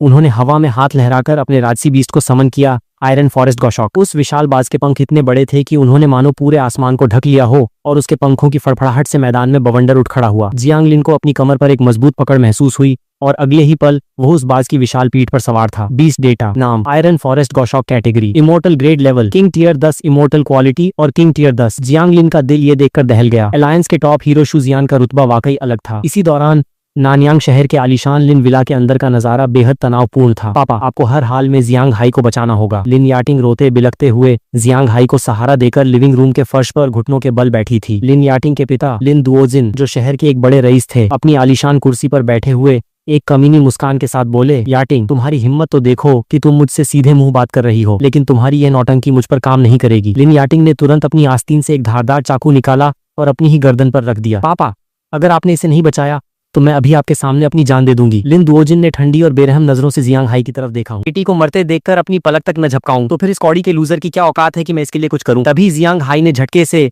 लिन याटिंग के हाथ से वो चाकू छीना और सीधे अपनी गर्दन पर लगा लिया। लिन साहब, मैं यहाँ आपसे अपनी जान की भीख नहीं मांग रहा, बल्कि आपके साथ एक बिजनेस डील करने आया हूँ। डील? तुम्हारी मौत की कोई कीमत नहीं है। मैं एक अदने से कीड़े के लिए अलायंस के एक उभरते हुए नए स्टार से दुश्मनी क्यों मोल लूं? क्योंकि मैं जियांग लिन का सबसे बड़ा राज जानता हूँ। वह कछुआ कोई मामूली बीस्ट नहीं है, उसकी बैकग्राउंड का किसी को पता नहीं है, और मैं शर्त लगा सकता हूँ कि वह कम से कम इमॉर्टल ग्रेड का बीस्ट है। लिन दुओजिन की भौहें तुरंत सिकुड़ गईं। इमॉर्टल ग्रेड का नाम सुनते ही उनका लालच जाग उठा। सौदा फायदे का था, लेकिन खतरा भी बड़ा था। जियांग हाई ने अपनी आंखों में पागलपन भरते हुए चाकू को अपनी गर्दन पर जोर से दबाया। चाकू जैसे ही उसकी चमड़ी को काटने लगा, तभी अचानक हवा में एक परछाई लहराई और चाकू उसकी गर्दन से छिटककर दूर जा गिरा। लिन दुओजिन की गोद में बैठी एक आलीशान ऑरेंज कैट ने धीरे से अपने पंजे को वापस समेटा। लिन दुओजिन के ठहाके से पूरा लिविंग रूम गूंज उठा। शानदार, इस राज में मुझे वाकई दिलचस्पी है। रही बात उस जियांग लिन नाम के लौंडे की, तो जो कल का बच्चा अभी पूरी तरह बड़ा भी नहीं हुआ है, उसे रास्ते से हटाना मेरे लिए कोई बड़ी बात नहीं है। जियांग हाई ने अपना सिर झुका लिया और उसके चेहरे पर एक खूंखार मुस्कान तैर गई। भैया, इस बार तुम्हारी मौत पक्की है। दूसरी तरफ आयरन फॉरेस्ट गौशौक बिजली की रफ्तार से बादलों को चीरता हुआ आगे बढ़ रहा था। कुछ ही देर में जियांग लिन की नजरों के सामने एक कभी न खत्म होने वाला बंजर और खौफनाक मैदान आ गया। शू जियान ने नीचे की तरफ इशारा करते हुए कहा, ये मुख्य बॉर्डर का युद्ध क्षेत्र है। तुम अभी यहाँ ठहरने के काबिल नहीं हो, इसलिए मैं तुम्हें सीधे सब वर्ल्ड रिफ्ट के बेस पर ले जा रहा हूँ। ठीक 1 घंटे बाद वो विशालबाज मिलिट्री बेस के मुख्य चौराहे पर आकर उतरा। जियांग लिन ने गौर किया कि वहां तैनात मुस्तैद सैनिकों के अलावा मैदान के एक कोने में 2 और युवा खड़े थे। शू जियान ने हाथ के इशारे से उन दोनों को अपने पास बुलाया। जियांग लिन, इनसे मिलो। ये है सू शाओ, जो नॉर्थ आइस सिटी से है और पूरे अलायंस के ट्रायल में 2nd रैंक पर आई है। और ये है लेई यांग, जो अलायंस की राजधानी से है और ग्लोबल लिस्ट में 3rd रैंक पर रहा है। सू शाओ ने एक चुलबुली मुस्कान के साथ जियांग लिन की तरफ देखा और उसकी आंखें उसकी काबिलियत को भांपने की कोशिश कर रही थीं। चीफ इंस्पेक्टर, आपको परिचय कराने की कोई जरूरत नहीं है, हम इस महान हस्ती को अच्छे से जानते हैं। नानयांग शहर का जियांग लिन, ट्रायल में 30,000 से ज्यादा पॉइंट्स कमाने वाला अलायंस का इकलौता SSS ग्रेड बाहुबली। जियांग लिन भी उन दोनों का मुआयना कर रहा था। सू शाओ के कंधे पर बर्फ जैसे नीले रंग की एक बेहद खूबसूरत छोटी बिल्ली बैठी थी, आइस सोल कैट, जिसकी क्वालिटी इमॉर्टल ग्रेड की थी। एक और इमॉर्टल बीस्ट, वाकई अलायंस के नंबर 2 और नंबर 3 कोई ऐरे गहरे नहीं थे। वहीं दूसरी तरफ खड़ा लेई यांग अपनी तिरछी नजरों से जियांग लिन को देख रहा था। उसकी आंखों में साफ तौर पर नफरत, जलन और एक घमंड था। उसकी ईगो इस बात को स्वीकार नहीं कर पा रही थी कि एक मामूली से पिछड़े शहर से आया हुआ गरीब लड़का उससे ऊपर नंबर 1 की गद्दी पर कैसे बैठ गया। जियांग लिन ने उसके इस घमंड को देखा, लेकिन उसने उसे भाव देना भी ठीक नहीं समझा। शूजियान उन तीनों को लेकर स्पेस क्रिस्टल से बने एक आलीशान नीले रंग के महल के अंदर दाखिल हुए। उस महल के बिल्कुल बीचों बीच हवा में तैरती हुई 10 मीटर ऊंची एक विशालकाय नीली दरार बार बार चमक रही थी। यही वह सब वर्ल्ड रिफ्ट का एंट्रेंस पोर्टल था। अंदर कदम रखने से पहले एक बात गांठ बांध लो, शू जियान ने रुककर उन तीनों को आखिरी बार चेतावनी दी। इस रिफ्ट के अंदर का माहौल बेहद अजीब और खतरनाक है। इसका डिफिकल्टी लेवल इतना हाई है कि तुमसे पहले अलायंस की 8 सबसे बेस्ट टीमें इसके अंदर जाकर बुरी तरह नाकाम हो चुकी हैं। तुम तीनों हमारी आखिरी उम्मीद यानी 9वीं टीम हो। अगर इस बार तुम भी फेल हो गए तो अलायंस के पास इस रिफ्ट को हमेशा के लिए बंद करने और राक्षसों के आगे घुटने टेक कर अपनी जमीन सौंपने के अलावा कोई दूसरा रास्ता नहीं बचेगा। इतना कहते हुए शू जियान के चेहरे पर एक गहरी मायूसी और दर्द साफ झलक रहा। शू जियान ने एक गहरी सांस छोड़ते हुए अपनी बात पूरी की, लेकिन मैं तुम लोगों पर कोई फालतू का दबाव नहीं डालना चाहता। अंदर जाकर अपनी क्षमता के हिसाब से काम करना। अगर नाकामयाब भी हो जाओ तो खुद को कसूरवार मत मानना। उन्होंने अपने दोनों हाथ पीछे बांधे और तीनों की तरफ बेहद गंभीर नजरों से देखा। याद रखना, तुम्हारी जान से बढ़कर कुछ भी नहीं है। अगर अंदर हालात काबू से बाहर हो जाएं तो तुरंत कदम पीछे खींच लेना और बाहर आ जाना। इतना कहकर शू जियान ने हवा में हाथ लहराया और 3 मिलिट्री बैज निकालकर तीनों के हाथों में सौंप दिए। इन्हें अपने पास संभाल कर पहनो। ये बैज ऐन मौके पर तुम्हारी जान बचा सकते हैं। मैं यहाँ खड़े होकर तुम तीनों की सुरक्षित और विजयी वापसी की दुआ करता हूँ। वहाँ मौजूद सभी सैनिकों और अफसरों की मुस्तैद निगाहों के बीच जियांग लिन, सू शाओ और लेई यांग ने आगे बढ़कर उस सब वर्ल्ड रिफ्ट के अंदर कदम रख दिया। देखते ही देखते उनकी परछाइयां उस महल के बीचों बीच हवा में गायब हो गयी। चीफ इंस्पेक्टर, ये इस साल की 9वीं टीम थी ना? क्या ये सच में कामयाब हो पाएंगे? बेस के इंचार्ज ने शू जियान के पास आकर दबी आवाज में पूछा। शू जियान काफी देर तक मॉनिटर की स्क्रीन पर टिमटिमाते हुए उन तीनों के सिग्नल्स को देखते रहे। कुछ देर बाद वे भारी आवाज में बोले, इस बार कामयाबी हर हाल में मिलनी चाहिए। सक्यूबस रेस को हमारे इस पाना पर शक होने लगा है। वे हमें अब दोबारा मौका नहीं देंगे। इंचार्ज ने मैप पर आगे बढ़ती हुई उन 3 लाइट्स को देखकर मायूसी से सिर हिलाया। पिछली 8 कोशिशों में हमारी सबसे बेस्ट टीम भी इस खुफिया दुनिया के सिर्फ 60% हिस्से तक ही अंदर पहुंच पाई थी। क्या ये बच्चे वाकई इतिहास बदल पाएंगे? शू जियान के माथे पर चिंता की लकीरें साफ दिख रही थीं। इस सीक्रेट रेल्म की सबसे बड़ी मुसीबत सिर्फ इसका लेवल लॉक होना नहीं है, बल्कि यह एक वाटर वर्ल्ड है। अंदर कदम रखते ही चारों तरफ सिर्फ और सिर्फ अगाध समंदर है, जो हम इंसानों के लिए सबसे मुश्किल जंग का मैदान है। अब तो बस किसी चमत्कार की ही उम्मीद की जा सकती है। दूसरी तरफ जैसे ही उन तीनों ने सब वर्ल्ड रिफ्ट के पोर्टल को पार किया, एक भयानक ग्रेविटी लॉस की वजह से वे सीधे नीचे की तरफ गिरने लगे। वे आसमान में पूरे 100 मीटर की ऊंचाई पर थे और नीचे पैर रखने के लिए सूखी जमीन का एक टुकड़ा तक नहीं था। चारों तरफ सिर्फ कभी न खत्म होने वाला समंदर लहरा रहा था। जियांग लिन ने बिना वक्त गंवाए अपनी गोद में बैठे शुआनबाओ को इशारा किया। शुआनबाओ ने तुरंत अपनी जादुई पावर से गहरे नीले पानी की एक लहर छोड़ी, जिसने जियांग लिन को चारों तरफ से घेर लिया। अगले ही पल शुआनबाओ की शुआनवू शील्ड ने उसे पानी की सतह पर ऐसे संभाल लिया मानो वो किसी ठोस जमीन पर खड़ा हो।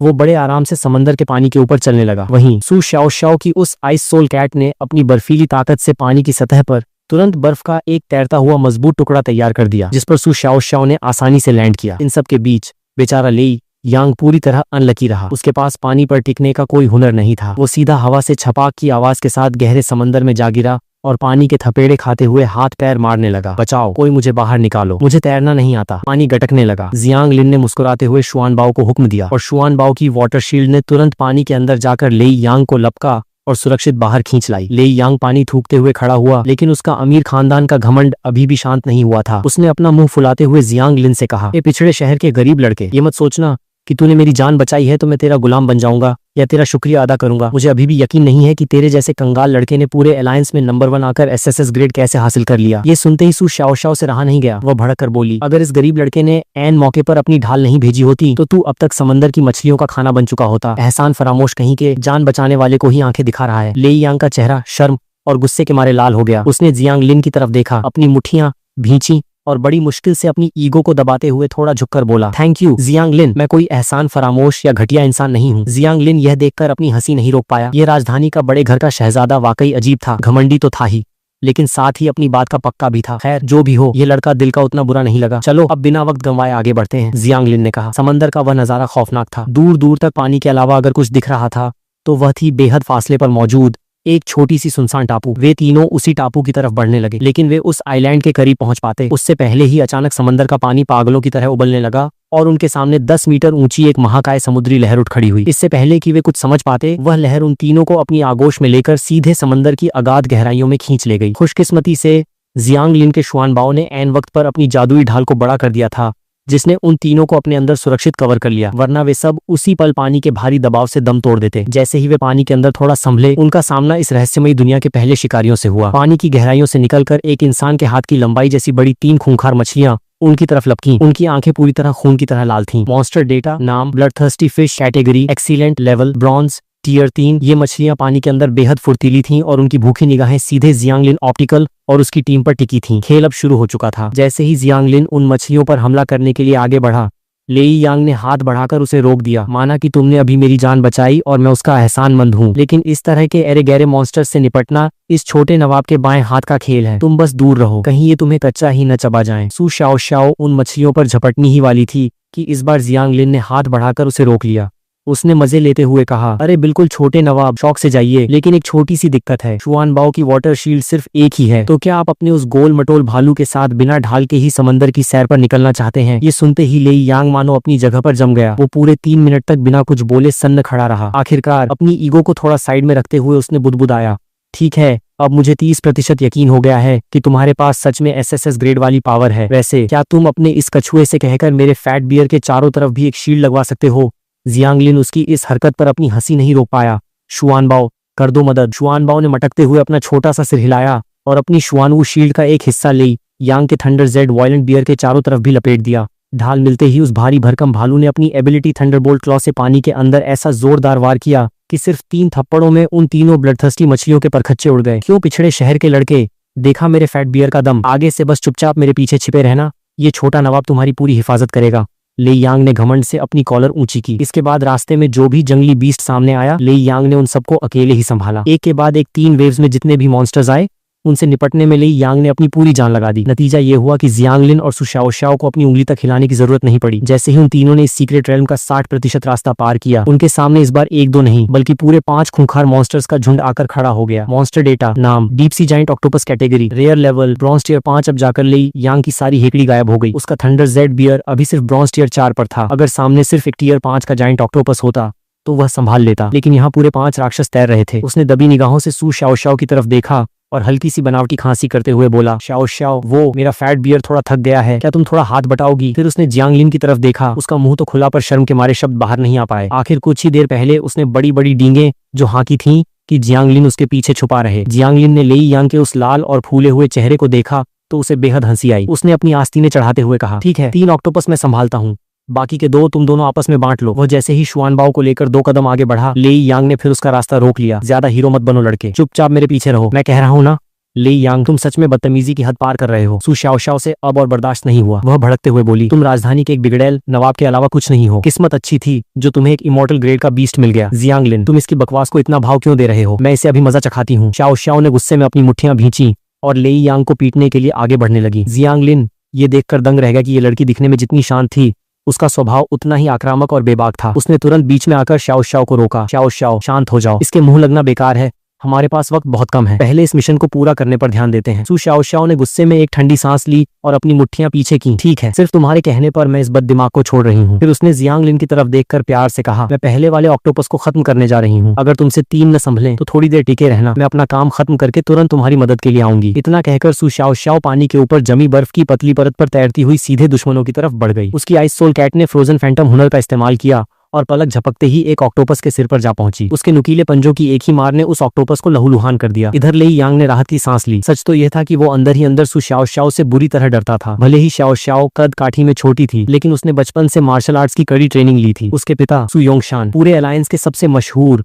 और खूंखार मार्शल आर्ट्स मास्टर थे। अगर शाओ सच में उसे पीटने पर उतर आती तो लेई यांग 2 दांव भी नहीं झेल पाता और घुटनों पर आ जाता। खैर, सु शाओ के तानों के बाद लेई यांग की ज्यादा बोलने की हिम्मत नहीं हुई। उसने जियांगलिन से कहा, ओए लड़के, तुम्हारा वो कछुआ जो भी है उसे बोलो मजबूती से टिका रहे, अपनी जान मत गंवा देना, मैं बस अभी इसे निपटा कर आता हूँ। फैट बियर, हमला करो। थंडर जेड बियर हुक्म पाते ही समंदर के पानी को चीरता हुआ आगे बढ़ा। ऑक्टोपस से ठीक 5 मीटर की दूरी पर उसने पानी में एक जबरदस्त छलांग लगाई और एक भारी उल्कापिंड की तरह सीधे उस जाइंट ऑक्टोपस के ऊपर जा गिरा, जिससे वो ऑक्टोपस पानी की अगाध गहराइयों में धंस गया। जियांगलिन ने प्यार से शुआनबाओ के छोटे से सिर को सहलाया और ठंडी आवाज में कहा, शुआनबाओ, अब हमारी बारी है। उन बचे हुए 3 राक्षसों को एक ही जगह जकड़ लो, वे हमारी टीम को डिस्टर्ब नहीं करने चाहिए। हुक्म मिलते ही शुआनबाओ ने अपने मजबूत अगले पंजों को समंदर के पानी पर जोर से पटका। देखते ही देखते उसके शरीर के चारों तरफ गहरे नीले रंग के पानी की जादुई भाप तैरने लगी और उसकी आंखों में एक दिव्य चमक आ गई। समंदर के इस माहौल में शुआनबाओ के वाटर एट्रीब्यूट को एक जबरदस्त बूस्ट मिला था। अगले ही पल शुआनबाओ ने अपने दोनों मुंह खोले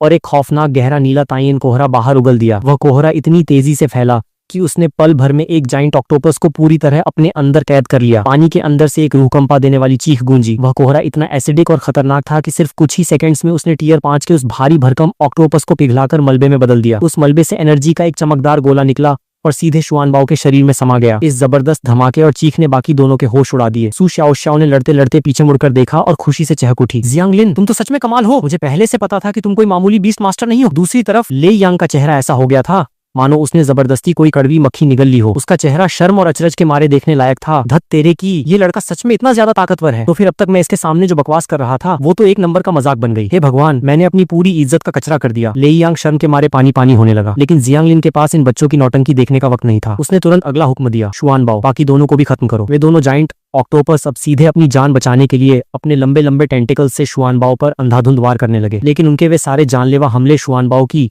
शुआनवू शील्ड से टकराकर बेअसर होते गए। 1 मिनट से भी कम समय के अंदर शुआनबाओ के ताइन कोहरे ने उन बाकी दोनों ऑक्टोपस को भी पिघलाकर समंदर की राख बना दिया। उनकी लाशों से निकले 2 बड़े एनर्जी के गोले सीधे शुआनबाओ के माथे में समा गए। इस भारी एनर्जी के मिलते ही शुआनबाओ का लेवल अपग्रेड होकर सीधे ब्रॉन्ज टियर 6 पर जा पहुंचा। उसी वक्त दूसरी तरफ सु शाओ और लेई यांग की जंग भी खत्म हो चुकी थी। उन ऑक्टोपस की एनर्जी मिलने के बाद शाओ की आइस सोल कैट और लेई यांग का थंडर जेड बियर भी अपग्रेड होकर ब्रॉन्ज पर पहुंच चुके थे। जियांगलिन नीचे झुका और बड़े लाड़ से शुआनबाओ की ठुड्डी को सहलाते हुए बोला, शुआनबाओ, तुम वाकई लाजवाब हो। कुछ देर तक अपने बीस्ट को दुलारने के बाद जियांगलिन सीधा खड़ा हुआ। उसने अपने होठों पर एक शरारती और गहरी मुस्कान लाते हुए सीधे लेई यांग की तरफ देखा। लेई छोटे नवाब, यहाँ के सारे समुद्री रसोइये साफ हो चुके हैं, अब आगे का रास्ता नापा जाए। जियांगलिन की बात सुनकर लेई यांग का पूरा शरीर एक बार के लिए सिहर उठा। वह अपनी जगह पर खड़े खड़े अजीब तरीके से कसमसाने लगा, कभी अपनी उंगलियां मरोड़ता तो कभी पैर की उंगलियों से पानी कुरेदने की कोशिश करता। पूरे 2 मिनट तक अपने मुंह में शब्दों को चबाने के बाद आखिरकार उसने बेहद धीमी और दबी हुई आवाज में कहा, जियांग भाई, आगे से ना आप ही टीम को लीड करो, आप ही आगे चलो। अरे क्या कहा तुमने, जरा जोर से बोलना। जियांगलिन ने कान के पीछे हाथ लगाकर मजे लिए। लेई यांग का पूरा चेहरा टमाटर की तरह लाल हो गया। उसने अपनी आंखें बंद की और पूरी ताकत लगाकर चिल्लाया, जियांग, भाई बोल तो दिया, अब क्या जान लोगे? जियांग लिन। उसका वह शर्म से पानी पानी होता चेहरा देखकर अपनी हंसी नहीं रोक पाया और जोर से ठहाका मारकर हंस पड़ा। पास खड़ी सू शाओ शाओ भी अपना मुंह छिपाकर हंसने लगी। क्यों लेई यांग, कुछ देर पहले तक तो तुम्हें जियांग लिन की एसएसएस ग्रेड वाली पावर पर सिर्फ 30% भरोसा था ना? अब बताओ अब कितना % हुआ? सू शाओ शाओ, तुम पुरानी बातों को बीच में नहीं लाओगी, बंद करो ये सब। लेई यांग झेंपते हुए पैर पटकने लगा। जियांग लिन ने देखा कि दोनों में फिर से नटखट बहस शुरू होने वाली है, तो उसने बीच बचाव करते हुए कहा, चलो चलो अब शांत हो जाओ, फालतू की बातों में टाइम वेस्ट मत करो, हमें जल्द से जल्द इस सब वर्ल्ड का कोड ढूंढना है। जियांग लिन के मुंह से ये बात निकलते ही ले यांग और सू शाओ शाओ तुरंत शांत हो गए। अब उनके दिलों में जियांग लिन की ताकत को लेकर इतना सम्मान बैठ चुका था कि उनका दिमाग हर बात के लिए अपने आप जियांग लिन की तरफ देखने लगा था। वे तीनों पानी की सतह पर कदम बढ़ाते हुए उस सुनसान टापू की तरफ तेजी से बढ़ने लगे। उसी वक्त बाहर बने स्पेस पैलेस के अंदर चीफ इंस्पेक्टर शू जियान बड़े बड़े मॉनिटर्स के सामने खड़े थे। स्क्रीन पर टिमटिमाती हुई उन तीनों लाइट्स में काफी देर से कोई हलचल नहीं हुई थी, जिससे पूरे कंट्रोल रूम का माहौल भारी हो चुका था। शू जियान ने अपने हाथ पीछे बांधकर मुट्ठियां इतनी जोर से भींच रखी थीं कि उनकी उंगलियों के पोर सफेद पड़ चुके थे। उनका चेहरा बता रहा था कि उनका दिल इस वक्त कितना बेचैन है। तभी अचानक स्क्रीन पर लगे वे तीनों नीले डॉट्स एक बार फिर चमके और बहुत तेजी से उस टापू की तरफ बढ़ने लगे। ये देखते ही शुजियान की आंखों की पुतलियां सिकोड़ गईं और उनके दिल की धड़कन मानो एक सेकंड के लिए रुक गई। उनके बगल में खड़ा बेस का इंचार्ज तो अपनी जगह पर उछल ही पड़ा और पागलों की तरह चिल्लाया, हे भगवान, ये कैसे हो सकता है? इन बच्चों ने 60% का वो जानलेवा बैरियर पार कर लिया। वहां पूरे 5 ब्रॉन्ज टियर 5 के डीप सी जाइंट ऑक्टोपस पहरा दे रहे थे। इन्होंने उन्हें धूल चटा दी। जल्दी करो, सब लोग अपनी अपनी पोजीशन संभालो। आगे के पूरे रास्ते के बेनर्जी वाइब्रेशंस को एक एक सेकंड के लिए रिकॉर्ड करो। पूरे कंट्रोल रूम में एक बार फिर अफरा तफरी मच गई। हर कोई कंप्यूटर स्क्रीन पर उंगलियां दौड़ाने लगा। शू जियान ने अपनी भींची हुई मुट्ठी को हवा में थोड़ा ढीला किया और स्क्रीन पर लगातार आगे बढ़ते उस एक नाम को देखकर उनके होठों पर एक गर्वभरी मुस्कान आ गई, जियांग लिन। तुम बच्चों को हर हाल में कामयाब होना ही होगा। दूसरी तरफ चालाक जियांग लिन ने अभी भी लेई यांग को ही आगे रखने का फैसला किया था। आखिर रास्ता साफ करवाना के लिए सामने एक ढाल का होना तो जरूरी था और जियांग लिन खुद आगे चलकर फालतू की मेहनत करने के मूड में बिल्कुल नहीं था। लेई यांग का रवैया भी अब जियांग लिन के प्रति पूरे 180 डिग्री बदल चुका था। वो किसी वफादार छोटे भाई की तरह आगे बढ़ रहा था। रास्ते में जो भी इक्का दुक्का ब्रॉन्ज टियर 6 के समुद्री मॉन्स्टर्स आए, लेई यांग ने अपने थंडर जेट बियर को हुक्म देकर उन्हें पल भर में मलबे में तब्दील करवा दिया। देखते ही देखते वे उस टापू से सिर्फ 1000 मीटर की दूरी पर आकर खड़े हो गए। जियांग भाई, देखा मेरा कमाल? कैसा रहा मेरा परफॉर्मेंस? लेई यांग ने पीछे मुड़कर ऐसे चेहरा बनाया मानो कोई छोटा बच्चा अपने बड़े भाई से शाबाशी की उम्मीद कर रहा हो। जियांग लिन ने एक हल्की सी हंसी के साथ अपना अंगूठा ऊपर उठाया। बहुत तगड़े छोटे नवाब छा गए। यहाँ आकर समंदर का पानी काफी उथला हो चुका था, जिसकी वजह से जियांग लिन अब उस टापू के असली रूप को साफ देख पा रहा था। वह आइलैंड कोई मामूली जमीन का टुकड़ा नहीं था, बल्कि लगभग 2 किलोमीटर के दायरे में फैला एक बहुत बड़ा इलाका था। उस टापू पर न तो कोई पेड़ पौधा था और न ही कोई हरियाली। वह पूरा का पूरा आइलैंड गहरे नीले रंग के एक अजीब से चमकीले लोहे की चट्टानों से बना हुआ था। जियांग लिन ने जैसे ही अपनी नजरें उस नीली धातु पर टिकाईं, उसके गोल्डन फिंगर ने तुरंत उसके दिमाग में उस मेटल का पूरा कच्चा चिट्ठा खोलकर रख दिया। मटेरियल डेटा, नाम, Kameng steel mine quality, common से लेकर इमोर्टल ग्रेड तक खूबी। इसमें दिमागी अशुद्धियों को साफ करने की गजब की क्षमता है। इसका वजन बेहद हल्का होता है और ये किसी भी तरह के सक्यूबस सम्मोहन या दिमागी हमलों को 100% ब्लॉक कर सकता है। उस पूरी नीली पहाड़ी के चारों तरफ पानी के अंदर बड़े बड़े 4 से 5 मीटर ऊंचे नुकीले पत्थर बिखरे पड़े थे। इसके अलावा वो पूरा टापू एक बेहद पतली पारदर्शी जादुई ढाल से घिरा हुआ था। इस ढाल को देखकर उन तीनों को पक्का यकीन हो गया कि इस सब वर्ल्ड का मुख्य कोर इसी टापू के बिल्कुल बीच में छिपा हुआ है। वे जैसे ही टापू की सूखी चट्टानों पर पैर रखने के लिए आगे बढ़े, अचानक पूरे समंदर की सतह पर भयानक कंपन होने लगा। अगले ही पल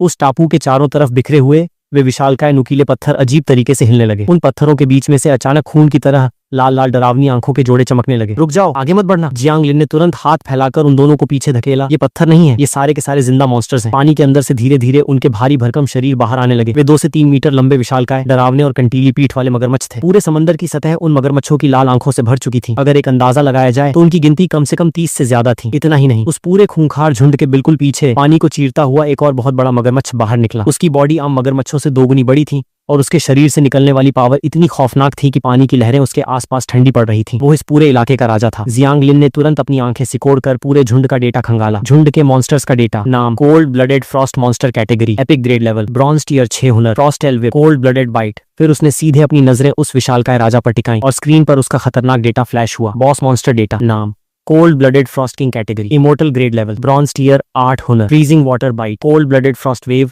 इमोर्टल क्वालिटी और ब्रॉन्ज टियर 8। जियांग लिन के माथे पर पसीने की एक कुंजी उभर आई। ये उसकी जिंदगी की पहली लड़ाई होने वाली थी, जहां उसका सामना सीधे एक इमोर्टल क्वालिटी वाले जंगली बॉस से होने जा रहा था। लेई यांग और सू शाओ शाओ ने भी जब उस फ्रॉस्ट किंग की भयानक पावर को महसूस किया तो उनके चेहरों का रंग उड़ गया। लेई यांग दबे पैरों से खिसकता हुआ जियांग लिन के बिल्कुल पास आया और सूखी थूक निगलते हुए बोला, जी जियांग भाई, उस बड़े वाले मगरमच्छ के शरीर से जो वाइब्स आ रही हैं वो बिल्कुल मेरे फैट बियर जैसी है ना? जियांग लिन ने गंभीरता से सिर हिलाया तुमने बिल्कुल सही पहचाना। तुम्हारी तरह उसकी क्वालिटी भी इमोर्टल ग्रेड की है, लेकिन सबसे बड़ी मुसीबत यह है कि वह ब्रॉन्ज टियर 8 पर है, यानी तुम्हारे इस भालू से पूरे 3 लेवल ऊपर। ले यांग ने अपनी सूखी गर्दन को सहलाया। तो जियांग भाई, क्या तुम इसे संभाल पाओगे? सू शाओ ने भी अपनी उत्सुक और डरी हुई निगाहें जियांग लिन पर टिका दी। वे दोनों अच्छे से जानते थे कि उन दोनों के बीस्ट्स मिलकर भी उस फ्रॉस्ट किंग का बाल बांका नहीं कर सकते थे। अब उनकी आखिरी उम्मीद सिर्फ और सिर्फ जियांग लिन ही था। लेकिन इस बार जियांग लिन खुद पूरी तरह श्योर नहीं था। माना कि उसके शुआन बाओ ने पहले अपने से 2 लेवल बड़े मॉन्स्टर्स को चुटकियों में हरा दिया था, लेकिन वे सब सिर्फ रेयर या एक्सीलेंट क्वालिटी के थे। ये फ्रॉस्ट किंग कोई मामूली जानवर नहीं था। इसकी क्वालिटी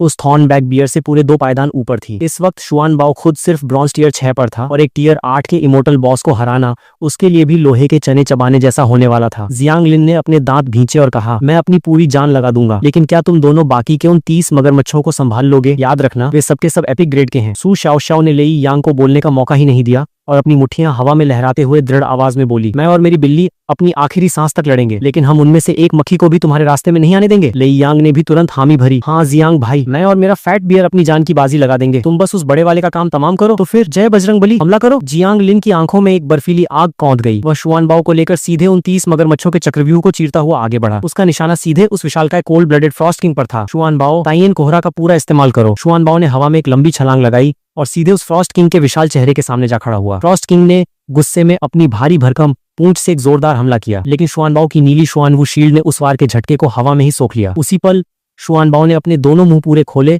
और एक गाढ़ा डरावना गहरा नीला पानी का कोहरा सीधे उस राजा के मुंह पर उगल दिया। जैसे ही वो फ्रॉस्ट किंग उस एसिडिक धुंध में घिरा, शुआन बाओ तुरंत पीछे की तरफ तैरता हुआ जियांग लिन के पास वापस लौट आया। जियांग लिन ने अपनी आंखें गड़ाकर उस धुंध की तरफ देखा। कुछ ही पलों में जब वो जादुई नीला कोहरा धीरे धीरे छंटा तो अंदर का नजारा देखकर जियांग लिन के होश उड़ गए। वो फ्रॉस्ट किंग अभी भी अपनी जगह पर सीधा खड़ा था और उसकी आंखों की लाली और ज्यादा खूंखार हो चुकी थी। शुआन बाओ के उस जानलेवा कोहरे से उसकी पूंछ पर सिर्फ 2-3 छोटे छोटे घाव हुए थे, लेकिन उसके अलावा उसे कोई भी गहरी चोट नहीं लगी थी। मानना पड़ेगा, एक इमोर्टल क्वालिटी के बॉस बीस्ट का डिफेंस वाकई नेक्स्ट लेवल है। जियांग लिन ने एक सूखी हंसी हंसते हुए कहा। शुआन बाओ ने जैसे ही देखा कि उसका यह हमला नाकाम रहा है, उसने गुस्से में अपने पैर पटके और वो दोबारा उस राजा पर झपटने के लिए तैयार होने लगा, लेकिन जियांग लिन ने तुरंत हाथ बढ़ाकर उसे रोक दिया। नन्हे शुआन बाओ ने अपना छोटा सा सिर ऊपर उठाया और अपनी 2 जोड़ी आंखों से बड़े हैरान और कंफ्यूज्ड अंदाज में अपने मास्टर की तरफ देखा। उसकी आंखों में साफ लिखा था, मास्टर आपने मुझे क्यों रोका? मैं अभी जाकर उस बड़ी छिपकली के टुकड़े टुकड़े कर सकता हूँ। शुआन बाओ बहुत स्ट्रांग है। जियांग लिन ने मुस्कुराकर उसके सिर पर हाथ रखा।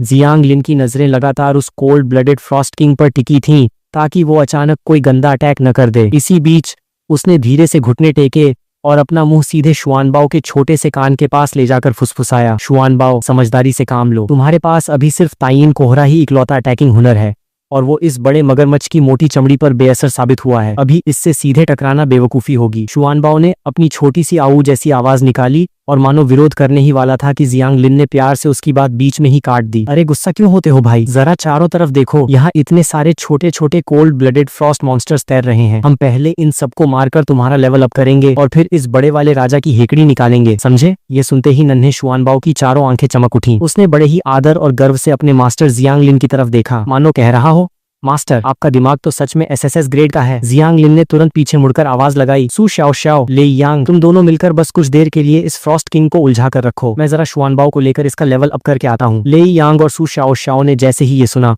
वे अपने अपने मॉन्स्टर्स से लड़ना छोड़ तुरंत जियांग लिन के सामने ढाल बनकर खड़े हो गए। शुआन बाओ के साथ सीधे छोटे मगरमच्छों के झुंड पर टूट पड़ा। भले ही वो मगरमच्छों का झुंड एपिक ग्रेड का था, लेकिन ब्रॉन्ज टियर 6 के शुआन बाओ के सामने वे सब महज गाजर मूली साबित हुए। शुआन बाओ जैसे ही झुंड के बीच पहुंचा, उसका पैसिव हुनर अबिसल प्रेशर अपने आप एक्टिवेट हो गया। उस भारी दबाव के कारण उस दायरे में आने वाले सभी मगरमच्छ पानी के अंदर मानो पूरी तरह सुन्न और जाम हो गए। इसके तुरंत बाद शुआन बाओ ने अपने दोनों मुंह खोले और ताइयन कोहरा उगलना शुरू कर दिया। वह तेजाबी कोहरा जिसके भी संपर्क में आया, उसने उन एपिक ग्रेड के मगरमच्छों को पल भर में पिघलाकर सूखी हड्डियों के ढेर में बदल दिया। उनकी लाशों से एक के बाद एक जादुई एनर्जी के चमकदार गोले निकले और सीधे शुआन बाओ के माथे में समाने लगे। जैसे ही उसने 5वें कोल्ड ब्लडेड मगरमच्छ का शिकार किया, शुआन बाओ के शरीर से एक नीली रोशनी का धमाका हुआ और वह सीधे ब्रॉन्ज टियर 7 पर पहुंच गया। लेवल बढ़ते ही उसकी कामना से निकलने वाली पावर काफी ज्यादा खतरनाक हो चुकी थी। ये मगरमच्छों का झुंड जियांग लिन के लिए किसी नेचुरल एक्सपीरियंस पूल की तरह काम कर रहा था, लेकिन तभी अचानक उस बड़े फ्रॉस्ट किंग ने गुस्से में अपनी पूंछ पटकी और समंदर के पानी से एक भयानक ऊंची जादुई लहर उठाकर सीधे शुआन बाओ की तरफ दे मारी। ये देखकर जियांग लिन का चेहरा खौफ से पीला पड़ गया और वह चिल्लाया, शुआन बाओ बचो, सामने से हटो। पर शुआन बाओ ने मानो अपने मास्टर की आवाज सुनी ही नहीं। वह बिना डरे सीधे उस खौफनाक जादुई लहर की तरफ दौड़ पड़ा। पलक झपकते ही वह विशाल लहर शुआन बाओ को अपने अंदर निगल गई। शुआन बाओ, जियांग लिन पूरी तरह घबरा गया और उसे बचाने के लिए पानी में कूदने ही वाला था कि तभी सू शाओशाओ ने दौड़कर उसका हाथ पकड़ लिया और उसे पीछे खींचते हुए जोर से चिल्लाई, जियांगलिन रुको, घबराओ मत, शुआनबाओ को देखो, यह कोई हमला नहीं है, ये एलिमेंटल रेजोनेंस है, एलिमेंटल रेजोनेंस। जियांगलिन का उड़ता हुआ होश थोड़ा काबू में आया। उसने ध्यान से देखा कि शुआनबाओ को निगलने के बाद वह समुद्री लहर बिखरी नहीं, बल्कि उसने शुआनबाओ के चारों तरफ पानी का एक विशाल घूमता हुआ पारदर्शी गोला बना लिया था। जियांगलिन ने अपनी याददाश्त पर जोर दिया, लेकिन उसके दिमाग में इस शब्द को लेकर कोई पुरानी जानकारी नहीं थी। सू शाओशाओ ने जब देखा कि जियांगलिन थोड़ा शांत हो गया है तो उसने राहत की सांस ली। उसने उस पानी के तैरते हुए गोले की तरफ देखा और उसकी आंखों में गहरी जलन और असीम सम्मान साफ झलक रहा था। उसने समझाते हुए कहा, एलिमेंटल रेजोनेंस का मतलब होता है जब कोई बीस्ट अपनी खास टेरिटरी या माहौल के साथ इतनी गहराई से जुड़ जाता है कि वह उस पूरे माहौल की कुदरती ताकत को अपने अंदर सोख लेता है। इसके एक्टिवेट होते ही बीस्ट के हमलों का डैमेज सीधे दोगुना हो जाता है। डैमेज सीधे दोगुना। जियांगलिन की आंखें फटी की फटी रह गईं। ये तो सरासर चीटिंग जैसा था। सू शाओशाओ ने अपनी बात जारी रखते हुए कहा, हाँ, और सबसे बड़ी बात यह है कि ये रेजोनेंस सिर्फ और सिर्फ इमॉर्टल ग्रेड या उससे ऊपर की क्वालिटी वाले बीस्ट में ही ट्रिगर हो सकता है, वो भी बहुत ही कम चांस के साथ।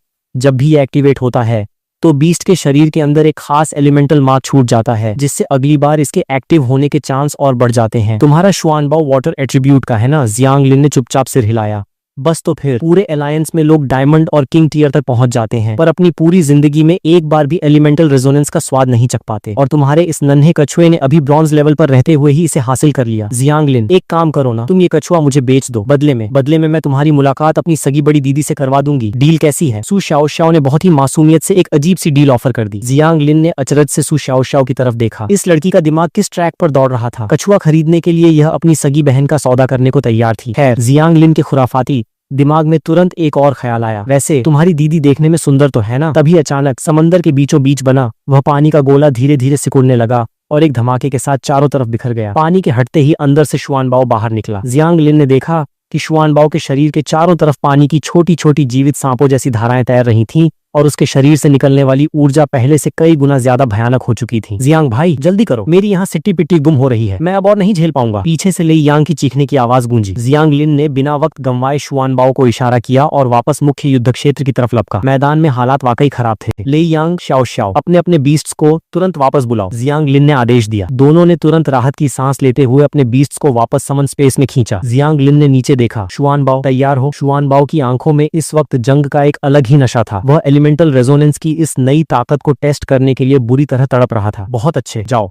शुआनबाओ, इस बदबूदार बड़ी छिपकली को पिघलाकर सीधे इसकी हड्डियों का ढांचा बना दो। हुक्म पाते ही शुआनबाओ एक नीली बिजली की तरह सीधे फ्रॉस्ट किंग की तरफ लपका। उसने जैसे ही अपने पैर पानी पर पटके, उसका अबिसल प्रेशर एक्टिवेट हो गया, जिसने उस टियर 8 के राजा की रफ्तार को आधा कर दिया। फ्रॉस्ट किंग ने अपनी जान बचाने के लिए अपने विशाल और नुकीले दांतों से शुआनबाओ पर एक भयानक फ्रीजिंग बाइट का वार किया, लेकिन वो खूंखार हमला शुआनबाओ के चारों तरफ तैरने वाली शुआनवू शील्ड के पानी के पतले पर्दे को खरोंच तक नहीं पाया। सही मौका देखते ही शुआनबाओ ने अपना मुंह खोला और एलिमेंटल रेजोनेंस से दोगुनी हो चुकी ताकत के साथ ताइन कोहरा सीधे फ्रॉस्ट किंग के ऊपर छोड़ दिया। गहरे नीले कोहरे ने उस राजा को चारों तरफ से जकड़ लिया। इस बार उस धुंध के अंदर से ऐसी दर्दनाक और रूह कम से कम कैंपा देने वाली चीखें निकली, जिन्हें सुनकर लेई यांग के रोंगटे खड़े हो गए। सिर्फ कुछ ही पलों के अंदर जब वो जादुई धुंध हवा में साफ हुई तो समंदर के पानी के ऊपर उस विशालकाय फ्रॉस्ट किंग की जगह सिर्फ और सिर्फ सफेद हड्डियों का एक ढांचा तैर रहा था। सिर्फ एक बार शुआनबाओ ने एलिमेंटल रेजोनेंस की मदद से सिर्फ एक ही झटके में ब्रॉन्ज टियर 8 के उस खतरनाक इमोर्टल क्वालिटी वाले बॉस का काम तमाम कर दिया था। यह देखकर लेई यांग ने एक ठंडी सांस ली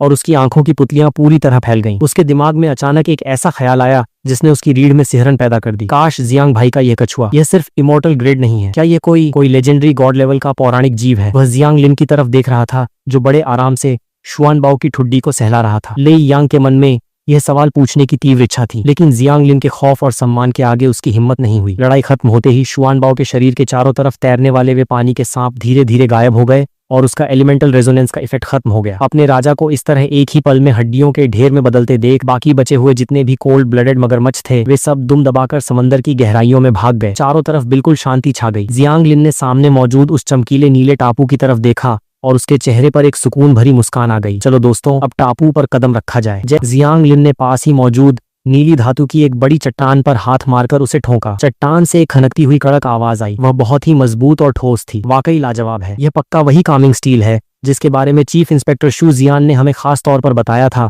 जियांगलिन ने कहा। लेई यांग ने तुरंत जमीन से उस कामिंग स्टील का एक टूटा हुआ छोटा सा चमकीला टुकड़ा उठाया और उसे अपनी हथेली पर रखकर उसका वजन भांपने लगा। हाँ जियांग भाई, बिल्कुल सही कहा, इसकी डेंसिटी बहुत हाई है पर वजन नाम मात्र का है। चलो अब बिना देर किए यहाँ से कोई बड़ा सा टुकड़ा ढूंढते हैं। छोटे से द्वीप पर चारों तरफ फैले डिंगक्सिन हैंगांग के अलावा और कुछ नहीं था। जियांग लिन शुआन बाओ को लेकर आइलैंड के सेंटर में पहुंचा। वहां एक बहुत बड़ी माइनिंग केव थी। इस माइनिंग केव के जरिए ही अंदर मौजूद हाई क्वालिटी वाले डिंगक्सिन हैंगांग को निकाला जा सकता था। उसने नीचे झुककर अंदर देखा तो उसे सचमुच एक चमकता हुआ ब्लू क्रिस्टल दिखाई दिया। पूरे आइलैंड के चारों तरफ जो एनर्जी लाइट दिख रही थी वो इसी क्रिस्टल से निकल रही थी। ले यांग और सुशाओ भी तुरंत पास आए और माइनिंग केव के अंदर उस ब्लू क्रिस्टल को देखकर काफी एक्साइटेड हो गए। हमें जल्दी से यह कोर लेकर यहाँ से निकलना चाहिए। जियांग लिन ने सिर हिलाया और जैसे ही नीचे कूदने लगा, ले यांग ने हाथ बढ़ाकर उसे रोक लिया।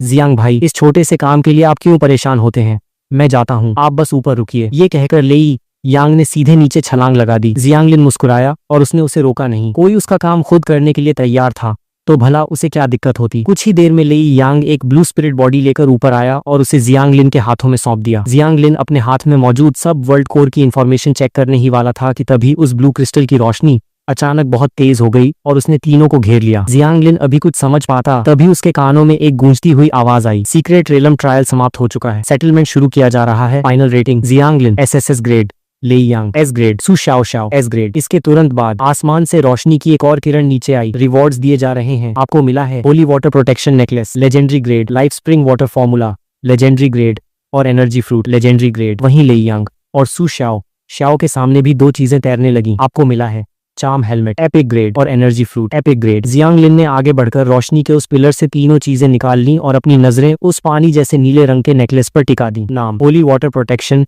Necklace effect. जब इसे लेजेंडरी एप्टीट्यूड वाला कोई बीस्ट पहनेगा तो उसके वाटर एट्रीब्यूट स्किल का डैमेज 50% बढ़ जाएगा। नेकलेस का डिस्क्रिप्शन देखते ही जियांग लिन की सांसें तेज हो गईं। 50% वाटर एलिमेंट स्किल डैमेज बढ़ना कोई मामूली बात नहीं थी। इसका मतलब था कि शुआन बाओ की ताकत एक झटके में बहुत ज्यादा बढ़ जाएगी। शुआन बाओ अभी भी अपने से एक लेवल ऊपर के इमोर्टल ग्रेड बीस्ट को हरा सकता था और इस नेकलेस के बाद अपने से 2 लेवल ऊपर के बीस्ट्स को हराना भी उसके लिए बेहद आसान हो जाएगा। ये वाकई SSS ग्रेड रेटिंग का रिवॉर्ड था और सचमुच ये एक ऐसा सीक्रेट रेलम था जिसने चीफ इंस्ट्रक्टर तक को परेशान कर रखा था। इसके रिवॉर्ड्स वाकई कमाल के थे। बाकी 2 चीजों के नाम से ही उनके काम का अंदाजा लगाया जा सकता था। उनमें से एक फल था जो दिखने में बिल्कुल पीच जैसा था। नाम energy fruit. Effect silver rank से नीचे का कोई भी बीस्ट अगर इसे खाता है तो उसका लेवल सीधे 2 रैंक बढ़ जाएगा। इसका इफेक्ट बेहद सीधा और खतरनाक था। सीधे 2 लेवल का जंप। अभी 7वें टियर पर मौजूद शुआन बाओ इसे खाकर सीधे 9वें टियर पर पहुंच सकता था। वहीं ले यांग और सुशाओ को मिले एपिक ग्रेड एनर्जी फ्रूट का इफेक्ट थोड़ा कम था, जिससे सिर्फ 1 लेवल ही बढ़ सकता था। जियांग लिन ने एनर्जी फ्रूट लिया और शुआन बाओ की तरफ देखा। उसने पाया कि शुआन बाओ की आंखें बिना पलक झपकाए उसी फल पर टिकी थीं और उसके मुंह से लार टपक रही थीं। जियांग लिन की हंसी छूट गई। उसने फल को शुआन बाओ के सामने थोड़ा लहराया। शुआन बाओ, क्या तुम्हें ये एनर्जी फ्रूट खाना है? हाँ मास्टर, प्लीज जल्दी से शुआन बाओ को ये चखने दीजिए। शुआन बाओ के दोनों छोटे सिर जियांग लिन के हाथ के साथ साथ ऊपर नीचे हिल रहे थे और उसकी आंखें पूरी तरह उस फल पर टिकी थीं। जियांग लिन ने उसे थोड़ी देर और चिढ़ाया और उसके इस फनी रूप को देखकर हंसता रहा। यह पहली बार था जब उसने शुआन बाओ को किसी चीज के लिए इतना बेताब देखा था। ठीक है, अब और नहीं चिढ़ाऊंगा। जियांग लिन ने शुआन बाओ का सिर सहलाया और फिर एनर्जी फ्रूट को 2 टुकड़ों में तोड़ दिया। एक हिस्सा उसने छोटे कछुए के मुंह के पास किया और दूसरा छोटी काली सांप के पास। जल्दी खा लो, तुम्हारी लार टपक रही है। शुआन बाओ ने मुस्कुराते हुए एनर्जी फ्रूट को एक बार में निगल लिया। इसके बाद उसका लेवल किसी रोलर कोस्टर की तरह तेजी से बढ़ा और सीधे 2 लेवल पार करते हुए ब्रॉन्ज 9वें टियर पर जाकर रुका। इसी के साथ जियांग लिन का अपना लेवल भी ब्रॉन्ज 9वें टियर पर पहुंच गया। इस सीक्रेट रेलम की एक ही ट्रिप में शुआन बाओ ने सीधे 4 लेवल्स पार कर लिए थे। अब वह सिल्वर रैंक से सिर्फ 1 कदम यानी ब्रॉन्ज 10वें टियर दूर था। जियांग लिन खुशी के मारे हंस पड़ा। उसने वो होली वाटर प्रोटेक्शन नेकलेस निकाला और शुआन बाओ के गले में पहना दिया, जिससे शुआन बाओ का ऑरा पल भर में और भी ज्यादा ताकतवर हो गया। उसने छोटी काली सांप के सिर को सहलाते हुए कहा, अभी के लिए थोड़ा एडजस्ट कर लो, अगली बार जब भी कोई नया नेकलेस बनाऊंगा तो वो पक्का तुम्हें ही पहनाऊंगा। नन्ही काली सांप ने अपनी जीभ निकाली और अपना छोटा सा सिर जियांग लिन की हथेली पर प्यार से रगड़ने लगी। जहां तक लाइफ स्प्रिंग वाटर फॉर्मूला का सवाल था, जियांग लिन ने मन ही मन उसके लिए भी एक प्लान बना लिया था। इससे पहले ताबीज बेचकर मिले सारे 2 लाख सिल्वर कॉइन्स उसने शुआन बाओ के फ्यूजन में खर्च कर दिए थे। वह पूरी तरह कंगाल हो चुका था और सोच रहा था कि अब सिल्वर कॉइन्स कहां से कमाएगा, लेकिन अब इस लाइफ स्प्रिंग वाटर फॉर्मूला की मदद से वो इसे बनाने की कोशिश कर सकता था और फिर इसे बाजार में बेच सकता था। उसकी यादों के मुताबिक इस तरह की लाइफ स्प्रिंग फॉर्मूला जैसी चीजें जिन्हें सिर्फ एक क्रिएटर क्राफ्ट्समैन ही बना सकते थे, उनकी कीमतें आसमान छूती थीं। तो इस लेजेंडरी ग्रेड के लाइफ स्प्रिंग वाटर की भी बहुत अच्छी कीमत मिलनी तय थी। इसी बीच ले यांग और सुशाओ ने भी अपने रिवॉर्ड्स आपस में बांट लिए थे। उनके beasts a thunder leopard bear और ice soul cat epic energy fruit खाने के बाद ब्रॉन्ज 6 टियर पर पहुंच चुके थे। उनका दूसरा रिवॉर्ड चार्म हेलमेट भी एपिक ग्रेड का था, जो होली वाटर नेकलेस की तरह बीस्ट के पहनने के लिए ही था। नाम charm helmet epic grade effect. इसे पहनने के बाद बीस्ट अपने ही लेवल के किसी भी एपिक ग्रेड बीस्ट द्वारा किए गए चार्म या मेंटल स्पिरिचुअल अटैक्स को बेअसर कर सकता है। जियांग लिन को पूरा शक था कि यह चार्म हेलमेट असल में डिंगक्सिन हैंगांग से ही बनाया गया है और चीफ इंस्ट्रक्टर जुजियान जिस हेलमेट को बनवाने की बात कर रहे थे वो शायद बिल्कुल ऐसा ही था। यह देखकर कि उन दोनों ने अपने रिवॉर्ड संभाल लिए हैं, जियांग लिन धीरे से उनके पास आया। मिशन पूरा हो गया है, अब हमें वापस चलना चाहिए। सू शाओ शाओ ने सिर हिलाया। जियांग लिन ने जैसे ही टेलीपोर्ट करने के लिए सब वर्ल्ड कोर को ऊपर उठाया, लेई यांग ने अचानक उसे टोक दिया। जियांग भाई। जियांग लिन ने थोड़ा हैरान होकर लेई यांग की तरफ देखा। लेई यांग काफी झिझक रहा था और उसका चेहरा शर्म से लाल हो गया था। जियांग भाई, आगे चलकर अगर आप कभी क्योटो आए तो मुझसे जरूर मिलिएगा, सू शाओ शाओ ने हंसते हुए कहा। लेई यांग, क्या तुम्हारा दिमाग खराब हो गया है? जियांग भाई भी आगे चलकर जिंगहो यूनिवर्सिटी ही आने वाले हैं, तब तो मुलाकात होगी ही। क्यों? लेई फैमिली के छोटे नवाब, क्या आपको अभी से उनकी याद सताने लगी? लेई यांग तुरंत अपनी पीठ घुमाकर खड़ा हो गया। उसके पास इस बात का कोई जवाब नहीं था और वह बेहद शर्मिंदा महसूस कर रहा था। उसने शर्माते हुए अपने सिर के पिछले हिस्से को खुजलाया और कहा, ठीक है जियांग भाई, फिर सीधे जिंगहो यूनिवर्सिटी में ही मिलते हैं। जियांग लिन इस लड़के की हरकतों पर मुस्कुराए बिना नहीं रह सका। उसने सिर हिलाया। ठीक है, जिंगहो यूनिवर्सिटी में मिलते हैं। जैसे ही उन्होंने सब वर्ल्ड कोर को एक्टिवेट किया, एक चौंधिया देने वाली सुनहरी रोशनी चमकी और तीनों पलक झपकते ही उस द्वीप से गायब हो गए। उसी समय स्पेस पैलेस के अंदर जू जियान एक ब्लू लाइट स्क्रीन के सामने अपने दोनों हाथ पीछे बांधे खड़े थे।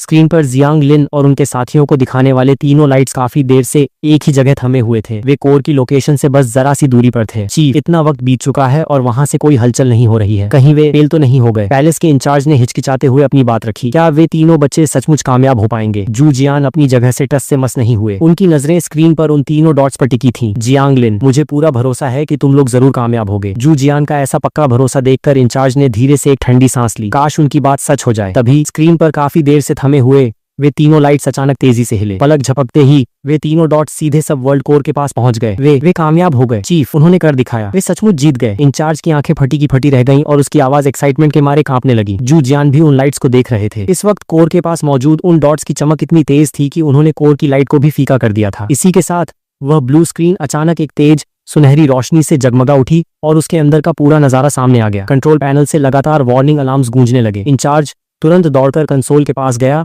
और तेजी से कीबोर्ड पर उंगलियां चलाने लगा। क्या स्टेटस है? ये स्पेस क्रैक किस ग्रेड का है? जू जियान ने एक गहरी सांस ली और इंचार्ज की तरफ देखा। इमोर्टल ग्रेड का क्रैक है। जू जियान का दिल तेजी से धड़कने लगा। अपनी एक्साइटमेंट को काबू में करते हुए उन्होंने तुरंत अपना फोन निकाला और एक एनक्रिप्टेड नंबर डायल किया। फोन उठते ही दूसरी तरफ से एक मैच्योर भारी आवाज आई, रेन चांगकोंग, सीक्रेट रेलम अब पूरी तरह अलायंस के कंट्रोल में है। तुरंत ग्रेट वॉल आर्मी की पूरी कोर फोर्स को अलर्ट पर लाओ और बॉर्डर की ग्रेट वॉल को पूरी तरह ब्लॉक कर दो। खासकर सक्यूबस ट्राइब की हरकतों पर पैनी नजर रखना। जू जियान ने फोन काटा।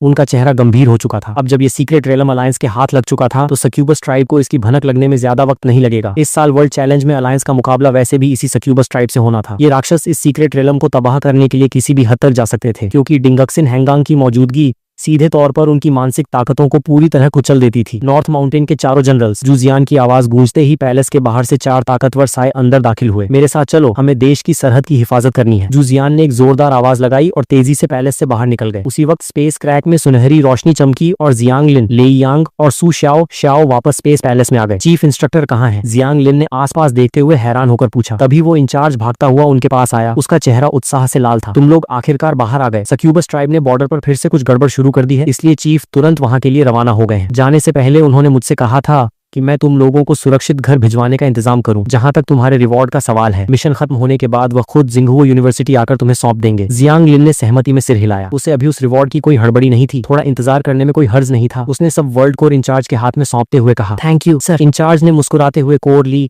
और बाहर की तरफ इशारा किया। तुरंत 3 सैनिक अंदर आए ताकि वे तीनों को सुरक्षित वापस छोड़ सकें। शहर पहुंचने के बाद जियांग लिन आराम करने के लिए सीधे अपने होटल के कमरे की तरफ बढ़ा। उसने जैसे ही कमरे का दरवाजा खोलने के लिए हैंडल पर हाथ रखा, अचानक पीछे से एक दूसरे हाथ ने उसके हाथ को दबा दिया। जियांग लिन के रोंगटे खड़े हो गए। वो झटके से पीछे हटा और कुछ दूरी बना ली। हैरान करने वाली बात यह थी कि उसके और शुआन बाओ के रहते हुए भी उन्हें भनक तक नहीं लगी कि कोई अजनबी उनके इतने करीब आ चुका था। जियांग लिन ने बेहद गंभीर नजरों से उस शख्स की तरफ देखा। वो लगभग 20-22 साल का एक युवक था जिसने चेहरे पर सोने के फ्रेम वाला चश्मा पहन रखा था। दिखने में वो बिल्कुल एक पढ़ा लिखा शातिर लग रहा था। तुम कौन हो? इतनी रात को मेरा पीछा क्यों कर रहे थे? जियांग लिन ने गुस्से से पूछा। उस चश्मे वाले युवक ने बिना कुछ बोले बस एक तरफ कदम बढ़ाया, जिससे उसके पीछे मौजूद आधे इंसान जितनी ऊंची एक काली मकड़ी सामने आ गई। जियांग लिन ने तुरंत उस बीस्ट की डिटेल्स चेक की। नाम doom spider, aptitude excellent, level silver, 1 year, skills spider web entanglement, 1000 arms, thrust, blood thirsty frenzy, silver level. Jiang Lin का दिल धक से रह गया। ये डूम स्पाइडर एक सिल्वर ग्रेड बीस्ट था। वह अभी कुछ और पूछता, इससे पहले ही उस युवक ने मुस्कुराते हुए अपने चश्मे को थोड़ा ऊपर किया। जियांग लिन, सही कहा ना? हेलो, मेरा नाम बाईजी नान है। मुझे किसी ने एक छोटा सा काम सौंपा है, तुम्हें सबक सिखाने का। सबक? किस बात का? जियांग लिन ने अपनी पोजीशन संभालते हुए दूरी बनाई। साफ था कि ये बाईजी नान कोई दोस्त नहीं था और ऊपर से वो एक सिल्वर ग्रेड बीस्ट मास्टर था। जियांग लिन सोचने लगा कि क्या शुआन बाओ इस पर भारी पड़ पाएगा या नहीं। किस बात का? हाहा, इस बात का कि तुमने उस इंसान से पंगा लिया है जिससे तुम्हें दूर रहना चाहिए था। बाईजी नान ने अपने हाथों से सफेद ग्लव्स उतारे और उस डूम स्पाइडर के सिर को सहलाते हुए बोला, वैसे फिक्र मत करो, बॉस ने कहा है कि तुम्हारी जान नहीं लेनी है। बस तुम्हें इतना अधमरा करना है कि तुम आने वाले असेसमेंट एग्जाम में बैठने लायक न रहो। जियांग लिन ने अपनी मुट्ठियां भींच लीं और अंदर उठते गुस्से को काबू किया। उसे इस बंदे से कुछ और बातें उगलवानी थी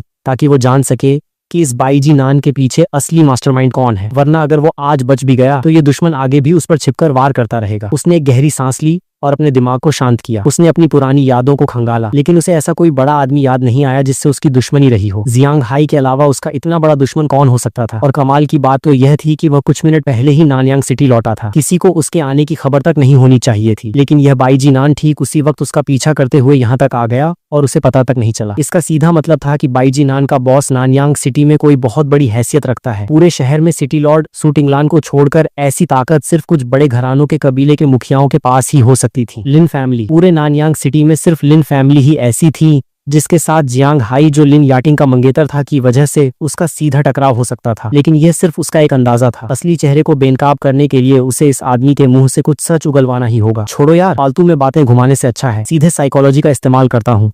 जियांग लिन ने बाईजी नान के उस चिढ़ाने वाले चेहरे को घूरते हुए एक गहरी सांस ली। मुझे पता चल गया है, तुम्हें लिन फैमिली ने भेजा है ना? जियांग लिन ने अचानक दांव खेला। नहीं, बाईजी नान ने तुरंत मना किया, लेकिन ऐसा कहते हुए उसका चेहरा थोड़ा अकड़ गया। उसकी नजरें दूसरी तरफ मुड़ गईं और उसने अनजाने में अपने हाथों को आपस में रगड़ते हुए नाक को छुआ। पकड़ा गया। जियांग लिन मन ही मन मुस्कुराया। उसकी पिछली जिंदगी में क्लास के दौरान छिपकर पढ़ी गई ह्यूमन साइकोलॉजी और माइक्रो एक्सप्रेशंस की किताबें आखिरकार आज काम आ ही गईं। बाईजी नान को इस बात का एहसास भी नहीं था कि उसका छोटा सा रिएक्शन उसका सबसे बड़ा राज खोल चुका है। बाईजी नान का दिमाग सचमुच घूम गया। ए बहनचोद, इसे कैसे पता चला? इस लौंडे में कुछ तो गड़बड़ है। वो पूरी तरह पैनिक कर गया। उसकी क्रश एशुए अभी भी लिन फैमिली के कब्जे में थी। अगर इस लड़के ने लिन फैमिली का नाम सिटी लॉर्ड तक पहुंचा दिया तो शुए की जान खतरे में पड़ जाएगी। अब वो इस लड़के को जिंदा नहीं छोड़ सकता था। साले, तू तो गया। डूम स्पाइडर एब्लेट थर्स्टी फ्रेंजी यूज कर। बाईजी नान गुस्से में चिल्लाया। डूम स्पाइडर की आगे की दोनों टांगे न जाने कब खून से लाल हो चुकी थीं। कमांड मिलते ही वो बिजली की रफ्तार से जियांग लिन की तरफ झपटी। जियांग लिन ने यह देखकर ठंडी हंसी हंसी। साफ था कि ये शो ऑफ करने वाला बंदा अब अपनी औकात पर आ चुका था और गुस्से में अंधा हो गया था। शुआन बाओ, शुआन शील्ड। शुआन बाओ तुरंत जियांग लिन के आगे आया और एक गहरे नीले रंग के पानी के डिफेंसिव वेव ने उन दोनों को चारों तरफ से कवर कर लिया। डूम स्पाइडर की स्पीड बहुत तेज थी। वह पलक झपकते ही शुआन बाओ के सामने पहुंची और अपनी खून से सनी टांगों से शील्ड पर जोरदार वार किया। कड़क शील्ड उसी वक्त टूट गई। लेकिन अच्छी बात यह थी कि शुआन बाओ ने डूम स्पाइडर के इस जानलेवा हमले को वहीं रोक दिया था। यह देखकर बाईजी नान की आंखें फटी की फटी रह गईं और उसकी सांसें अटक गईं। यह कमबख्त कछुआ सिर्फ ब्रॉन्ज 9वें टियर का है, फिर भी इसने डूम स्पाइडर के एब्लेट थर्स्टी फ्रेंजी को झेल लिया। यह सिर्फ 2 लेवल का अंतर नहीं है, इसकी पावर तो नेक्स्ट लेवल है। डूम स्पाइडर, रुकना मत। 1000 आर्म्स थ्रस्ट। चला, इस साले को वहीं ढेर कर दे। कमांड पाते ही डूम स्पाइडर ने हवा में छलांग लगाई। उसकी 8 टांगे किसी स्प्रिंग की तरह खुली और वह सीधे शुआन बाओ पर हमला करने के लिए नीचे झपटी। जियांग लिन ने तुरंत काउंटर अटैक का ऑर्डर दिया। शुआन बाओ, पटक दो। हवा में उड़ती मकड़ी को देखकर शुआन बाओ ने अपने पैर से जमीन पर एक जोरदार थाप मारी। डीप सी प्रेशर का ग्रेविटी फील्ड पूरे कॉरिडोर में फैल गया। डूम स्पाइडर को अचानक ऐसा लगा जैसे उसकी पीठ पर कोई पहाड़ रख दिया गया हो। वह हवा से सीधे धड़ाम से जमीन पर आ गिरी। उसकी स्पीड पहले के मुकाबले 10 गुना कम हो चुकी थी। जियांग लिन ये देखकर बेहद खुश हुआ। उसने नहीं सोचा था कि शुआन बाओ का डीप सी प्रेशर इतना खतरनाक होगा कि एक सिल्वर ग्रेड का बीस्ट भी उसे बर्दाश्त नहीं कर पाएगा। शुआन बाओ, यही मौका है, लूनर मिस्ट यूज करो। शुआन बाओ ने अपने दोनों मुंह खोले और एक गहरे नीले रंग का बर्फीला कोहरा सीधे जमीन पर पड़ी मकड़ी पर छोड़ दिया। जियांग लिन टकटकी लगाए उस धुंध को देखता रहा, लेकिन उम्मीद के मुताबिक मकड़ी के चीखने की आवाज नहीं आई। जब कोहरा धीरे धीरे छंटा तो वहां डूम स्पाइडर की जगह मकड़ी के जालों से लिपटा हुआ एक बड़ा सा सफेद गोला दिखाई दिया। उस चालाक मकड़ी ने कोहरे के असर से बचने के लिए खुद को ही अपने जालों में लपेट लिया था और शुआन बाओ का लूनर मिस्ट उस जाले को पिघला नहीं पाया। शानदार डूम स्पाइडर। बाईजी नान ने राहत की सांस ली। उसकी आंखों में फिर से वही कातिलाना लुक आ गया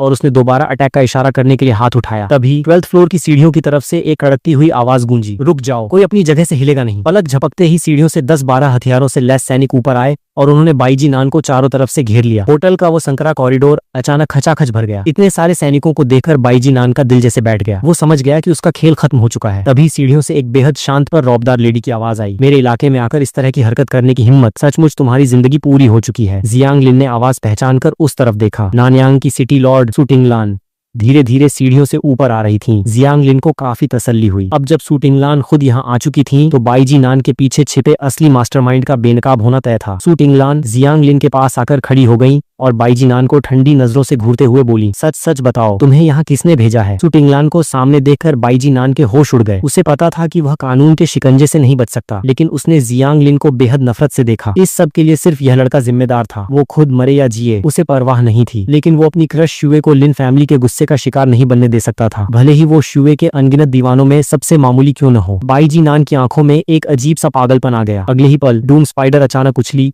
और उसने अपनी खून से सनी टांग सीधे अपने ही मास्टर के सीने के आर पार कर दी। बाईजी नान के मुंह से खून का फव्वारा छूटा और वो जमीन पर गिर पड़ा। मास्टर के मरते ही डूम स्पाइडर की सांसें भी उसी पल थम गईं। बीस्ट कॉन्ट्रैक्ट का यही सबसे क्रूर नियम था। अगर बीस्ट मरे तो मास्टर को कोई नुकसान नहीं होता, लेकिन अगर मास्टर मर जाए तो उसके कॉन्ट्रैक्ट वाले सारे बीस्ट्स भी उसी वक्त दम तोड़ देते हैं। जियांग लिन ने जमीन पर पड़ी बाईजी नान की लाश को देखा और उसके माथे पर बल पड़ गए। ए शिट, अब मामला फंस गया। बाईजी नान के मरते ही लिन फैमिली के खिलाफ सारे सबूत खत्म हो चुके थे और वह कमबख्त जियांग हाई, वह भी कुछ समय के लिए और बच गया था। जियांग हाई का ख्याल आते ही जियांग लिन का मन किया कि वह अभी जाकर उसे और उस गद्दार सांप को जान से मार दे। उसने नहीं सोचा था कि लिन फैमिली जियांग हाई के लिए किसी को उसे जान से मारने भेज देगी। अगर सिर्फ जियांग हाई की बात होती तो उसके पास उसे ठिकाने लगाने के 100 तरीके थे, लेकिन अब जब लिन फैमिली बीच में आ चुकी थी तो उसे फूंक फूंक कर कदम रखना था। आखिर वो अकेले पूरे लिन कबीले से नहीं भिड़ सकता था। खैर, इस हादसे के बाद जियांग हाई और लिन फैमिली कुछ समय के लिए शांत जरूर हो जाएंगे और 2 दिन बाद उसे जिंगहुओ यूनिवर्सिटी के असेसमेंट के लिए निकलना ही था। अब बदले का मौका उसे शायद क्योटो से वापस आने के बाद ही मिलेगा। जियांग हाई, मेरे प्यारे भाई, जा कुछ दिन और अपनी जिंदगी जी। लेफ्टिनेंट बाईजी नान का किस्सा खत्म होने के बाद सु टिंगलान जियांग लिन को अपने साथ सिटी लॉर्ड के महल ले आई। काफी रात हो चुकी थी, इसलिए जियांग लिन कमरे में जाते ही बेड पर सो गया। इतने दिनों बाद आज उसे एक सुकून की नींद मिली थी। अगली सुबह कमरे के दरवाजे पर दस्तक हुई। जियांग सर, ब्रेकफास्ट तैयार है, सिटी लॉर्ड आपका वेट कर रही हैं। हाँ, मैं बस अभी आया। जियांग लिन जल्दी से फ्रेश होकर कमरे से बाहर निकला। सिटी लॉर्ड का महल वाकई बहुत बड़ा था। वह आया के पीछे पीछे डाइनिंग हॉल में पहुंचा। सु टिंगलान अपनी सीट पर बैठी थी। जियांग लिन को आता देखकर उन्होंने ब्रेड का एक स्लाइस काटा और उसकी तरफ बढ़ाते हुए पूछा, गुड मॉर्निंग, कैसी रही कल रात की नींद? कंफर्टेबल था सब? जियांग लिन ने सिर हिलाया, जी बहुत अच्छी नींद आई। सु टिंगलान ने ब्रेकफास्ट करते हुए उस नौजवान को देखा और उनके होठों पर एक मुस्कान आ गई। तुम बिल्कुल भी नर्वस नहीं दिख रहे हो। कल के एंट्रेंस असेसमेंट को लेकर कुछ ज्यादा ही कॉन्फिडेंट हो क्या? जियांग लिन थोड़ी देर के लिए रुका, फिर अपना दूध का ग्लास टेबल पर रखकर सोचने लगा। नर्वस तो हूँ मैम, ऐसे एग्जाम से पहले कोई भी नर्वस होगा, लेकिन जहाँ तक सिर्फ कॉम्बैट की बात है, मुझे खुद पर पूरा भरोसा है। सु टिंगलान ये सुनकर हल्के से हंसी। जिंगहुओ यूनिवर्सिटी का एंट्रेंस एग्जाम सिर्फ लड़ाई के बारे में नहीं होता। अगर तुम सिर्फ कॉम्बैट के भरोसे जा रहे हो तो फर्स्ट रैंक भूल जाओ। सिर्फ कॉम्बैट नहीं होता। जियांग लिन हैरान हुआ। बिल्कुल नहीं, अगर तुम्हें असेसमेंट में टॉप करना है तो सिर्फ ताकत काफी नहीं है। एक बेहतरीन बीस्ट मास्टर को कॉम्बैट स्किल्स के साथ साथ सिचुएशनल अवेयरनेस और सब प्रोफेशंस में भी उतना ही परफेक्ट होना पड़ता है। इन सभी चीजों का बैलेंस ही तुम्हें नंबर 1 बनाएगा। सिचुएशनल अवेयरनेस और सब प्रोफेशंस। जियांग लिन मन ही मन सोचने लगा कि इस एग्जाम में उसका सामना किस तरह की अजीब चुनौतियों से होने वाला है। ज्वांग लिन सब सुनकर एकदम ब्लैंक हो गया। वह अभी कुछ पूछने ही वाला था कि तभी सु टिंगवान के फोन की रिंगटोन बज उठी। उन्होंने हाथ के इशारे से उसे रोका और कॉल अटेंड की। क्या उस रिफ्ट में फिर से ब्लास्ट हुआ है? सु टिंगवान गुस्से में अपनी सीट से खड़े हो गए। ये सुनते ही ज्वांग लिन का दिल बैठ गया। पूरे एरिया को सील कर दो, मैं अभी आ रहा हूँ। ये कहकर सु टिंगवान ने फोन काट दिया। उनके माथे पर गहरी शिकन थी। लिटिल ज्वांग, आज तुम खुद ही थोड़ा घूम फिर लो, मुझे एक अर्जेंट काम से जाना होगा। ज्वांग लिन ने सिर हिलाया। क्या ये वही नया सब वर्ल्ड रिफ्ट है जो नायांग में खुला है? हाँ वही। सु टिंगवान को सोचते ही सिरदर्द होने लगा। पूरा आधा साल हो गया है, लेकिन हम अभी तक उस सब वर्ल्ड रिफ्ट पर काबू नहीं पा सके हैं और अब ये ब्लास्ट वाली मुसीबत खड़ी हो गई। उन्होंने अपना सिर झटका और सीरियस टोन में बोले, मुझे अब निकलना होगा, तुम आराम से घूमना, कल सुबह मैं तुम्हें क्योटो लेकर चलूंगा। ये कहकर वो तुरंत रेस्टोरेंट से बाहर चले गए। ज्वांग लिन उन्हें जाते हुए देखता रहा। उसने कुछ नहीं कहा और चुपचाप अपना ब्रेकफास्ट खत्म किया। नायांग के उस सब वर्ल्ड रिफ्ट के बारे में उसने भी सुना था। वो पिछले साल सामने आया था, लेकिन आज तक कोई उस पर कंट्रोल नहीं कर पाया। अफवाह थी कि उस रिफ्ट का लेवल डायमंड ग्रेड तक पहुंच चुका है। अगली सुबह सु टिंगवान बेहद थके हुए चेहरे के साथ वापस लौटे। सिटी लॉर्ड के मेंशन के सामने खड़े लोगों से बिना कुछ बोले उन्होंने तुरंत अपने flying beast flower bright bird को समन किया और उन सबको लेकर क्योटो की तरफ उड़ चले। सिटी लॉर्ड सु, उस रिफ्ट का क्या हुआ? ज्वांग लिन ने उनके पास जाकर धीरे से पूछा। सु टिंगवान ने अपने दर्द करते सिर को दबाया और बेबसी से आह भरी। ब्लास्ट को तो रोक दिया है, लेकिन उसकी वजह से अब उस रिफ्ट को कंट्रोल करने का डिफिकल्टी लेवल एक पायदान और बढ़ गया है। ऐसा कैसे हो गया? ज्वांग लिन ने भी चिंता में अपनी भौहें सिकोड़ ली। सु टिंगवान ने बस एक फीकी मुस्कान दी और आगे कुछ नहीं बोले। ज्वांग लिन ने भी एक ठंडी सांस ली। आखिर वह डायमंड ग्रेड का मामला था, चाहकर भी उसकी मदद करने की औकात अभी ज्वांग लिन की नहीं थी। 3 घंटे बाद वे लोग अलायंस के सेंटर क्योटो पहुंच गए। सु टिंगवान ने चारों को स्टारफायर यूनिवर्सिटी के गेट पर छोड़ा और तुरंत वहां से निकल गए। यहाँ पहुंचकर ज्वांग लिन और बाकी लोग भी अपने अपने रास्ते चल दिए। ये एक इंडिविजुअल असेसमेंट था, इसलिए ज्वांग लिन को किसी टीम या पार्टनर की तलाश करने की जरूरत नहीं थी। इम्तिहान शुरू होने में अभी आधा घंटा बाकी था। चारों तरफ भारी भीड़ थी और सब इसी बात पर चर्चा कर रहे थे कि टेस्ट कितना मुश्किल या क्रेजी होने वाला है। तभी पीछे से एक जानी पहचानी आवाज आई, ज्वांग भाई। ज्वांग लिन ने मुड़कर देखा, सु शाओ शाओ एक व्हाइट स्पोर्ट्स सूट पहने उसकी तरफ चली आ रही थी। ज्वांग भाई, बहुत दिनों बाद मिले। क्या बहुत दिनों बाद? हम तो परसों ही मिले थे। भूल गए क्या? वैसे ज्वांग भाई, मुझे आपसे किसी को मिलवाना है। इससे पहले कि ज्वांग लिन कुछ समझ पाता, सु शाओ शाओ ने पीछे मुड़कर 40 साल से ऊपर के एक मिडिल एज्ड आदमी को आगे खींचा। वह आदमी लगभग 2 मीटर लंबा, बेहद तगड़ा और मस्कुलर था। ज्वांग भाई मिलिए, ये मेरे डैड हैं, सु योंगशान। ज्वांग लिन ने तुरंत ग्रीट किया, नमस्ते सु अंकल। सु योंगशान के चेहरे पर एक रौबदार मुस्कान थी। तो तुम ही हो अलायंस के नंबर 1 ज्वांग लिन। वो जोर से हंसे और ज्वांग लिन के कंधे को थपथपाया। चूंकि तुम शाओ शाओ के दोस्त हो, इसलिए मैं तुम्हें एक सलाह दूंगा। स्टारफायर यूनिवर्सिटी का ये टेस्ट तुम्हारे नायांग सिटी जैसा बिल्कुल नहीं है। यहाँ सिर्फ पॉइंट स्कोर करके तुम सबको पीछे नहीं छोड़ सकते, और जो लोग यहाँ आए हैं वे सब लाखों में एक हैं। अगर तुम्हें नंबर 1 आना है तो तुम्हें अपना पूरा जोर लगाना होगा। ज्वांग लिन ने शांति से सिर हिलाया। सु तिंगलैन से लेकर सु योंगशान तक हर कोई उसे आगाह कर रहा था कि यह टेस्ट आसान नहीं होने वाला। आखिर इस टेस्ट में ऐसा क्या होने वाला था और वो इसमें टॉप कैसे कर सकता था? ज्वांग लिन पर प्रेशर लगातार बढ़ता जा रहा था। डैड, आप फिर से डराना शुरू हो गए, सु शाओ शाओ ने मुंह बनाते हुए कहा। यह देखकर सु योंगशान खिलखिलाकर हंस पड़े। हा हा हा, चलो अब कुछ नहीं बोलता। शाओ शाओ, तुम लिटिल ज्वांग के साथ रहकर अच्छे से टेस्ट देना, मैं चलता हूँ। इतना कहकर सु योंगशान वहां से चले गए। तभी पीछे से एक और एक्साइटेड आवाज गूंजी, ज्वांग भाई, मुझे आपकी बहुत याद आई। ज्वांग लिन को पीछे मुड़ने की भी जरूरत नहीं थी, वह आवाज से ही पहचान गया। लेई यांग भागता हुआ आया और उसने सीधे ज्वांग लिन को एक जोरदार हक दे दिया। दोनों की बॉन्डिंग काफी तगड़ी थी। ज्वांग भाई, इन 2 दिनों में मैंने आपको बहुत मिस किया। टेस्ट खत्म होने के बाद मुझे अपना कॉन्टैक्ट नंबर जरूर देना। ज्वांग लिन ने हाँ कहने के लिए सिर हिलाया ही था कि लेई यांग के पीछे से एक और शोर सुनाई दिया, और यू लेई के छोटे नवाब, तो यही हैं वो अज्वांग भाई जिनकी तारीफ करते हुए आप थकते नहीं हैं। बोलने वाला लड़का कोई रईस घराने का बिगड़ा शहजादा लग रहा था। वह एकदम अकड़ कर खड़ा था और उसके गले की चेन में एक बड़े से कबूतर के अंडे जितने साइज का ब्लू सफायर चमक रहा था। उसके पीछे 10-12 और लड़के खड़े थे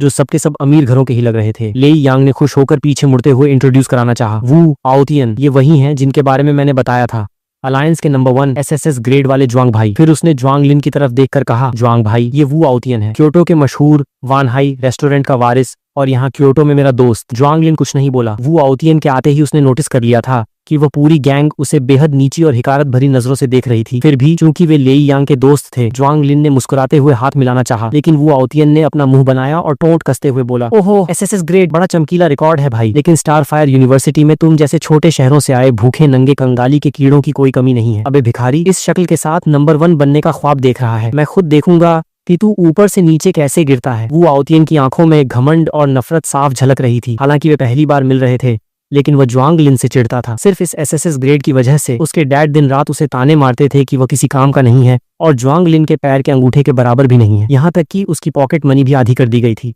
वो आओतियन को इस बात पर बेहद गुस्सा था, पर अपने डैड से कुछ कहने की हिम्मत न होने के कारण उसने सारा गुस्सा ज्वांग लिन पर निकाल दिया। वो आओतियन, ये तू क्या बकवास कर रहा है? ज्वांग लिन के कुछ बोलने से पहले ही लेई यांग भड़क गया। उसने गुस्से में वो आओतियन को घूरते हुए कहा, ज्वांग भाई की तारीफ खुद चीफ इंस्ट्रक्टर ने की है, अपनी जुबान को लगाम दे, या फिर तेरी इतनी औकात हो गई है कि तू चीफ इंस्ट्रक्टर के फैसले पर भी उंगली उठाएगा। वो आओतियन को उम्मीद नहीं थी कि लेई यांग इस भिखारी के लिए उससे भिड़ जाएगा। इस अमीर लड़कों के ग्रुप में वो आओतियन ही असली बॉस था, और पहले लेई यांग भी बाकी चमचों की तरह उसके आगे पीछे घूमता था, लेकिन आज वो एक बाहरी लड़के के लिए उसके खिलाफ खड़ा हो गया था। लेई यांग, तेरी इतनी हिम्मत कि तू मुझसे स्टोन में बात करे, अलायंस में 3rd रैंक क्या आ गई, तेरे पर निकल आए। और रही बात इस ज्वांग लिन की, भले ही यह नंबर 1 आया हो, क्या पता इसने कौन सी घटिया और 2 नंबर की ट्रिक यूज की हो, और अगर ये जीनियस है भी तो क्या, जो टिकेगा वही जीनियस कहलाएगा। अलायंस में ऐसे बीच रास्ते में दम तोड़ने वाले कम उम्र जीनियस रोज पैदा होते हैं। लेई यांग का गुस्सा 7वें आसमान पर था और वो पलटने ही वाला था कि ज्वांग लिन ने हाथ बढ़ाकर उसे रोक दिया। क्योटो का वान हाई रेस्टोरेंट, वू आओतियन, राइट? ज्वांग लिन के चेहरे पर एक नॉर्मल मुस्कान थी, जैसे उसे रत्ती भर भी फर्क न पड़ा हो। वू आओतियन ने जब उसकी उन शांत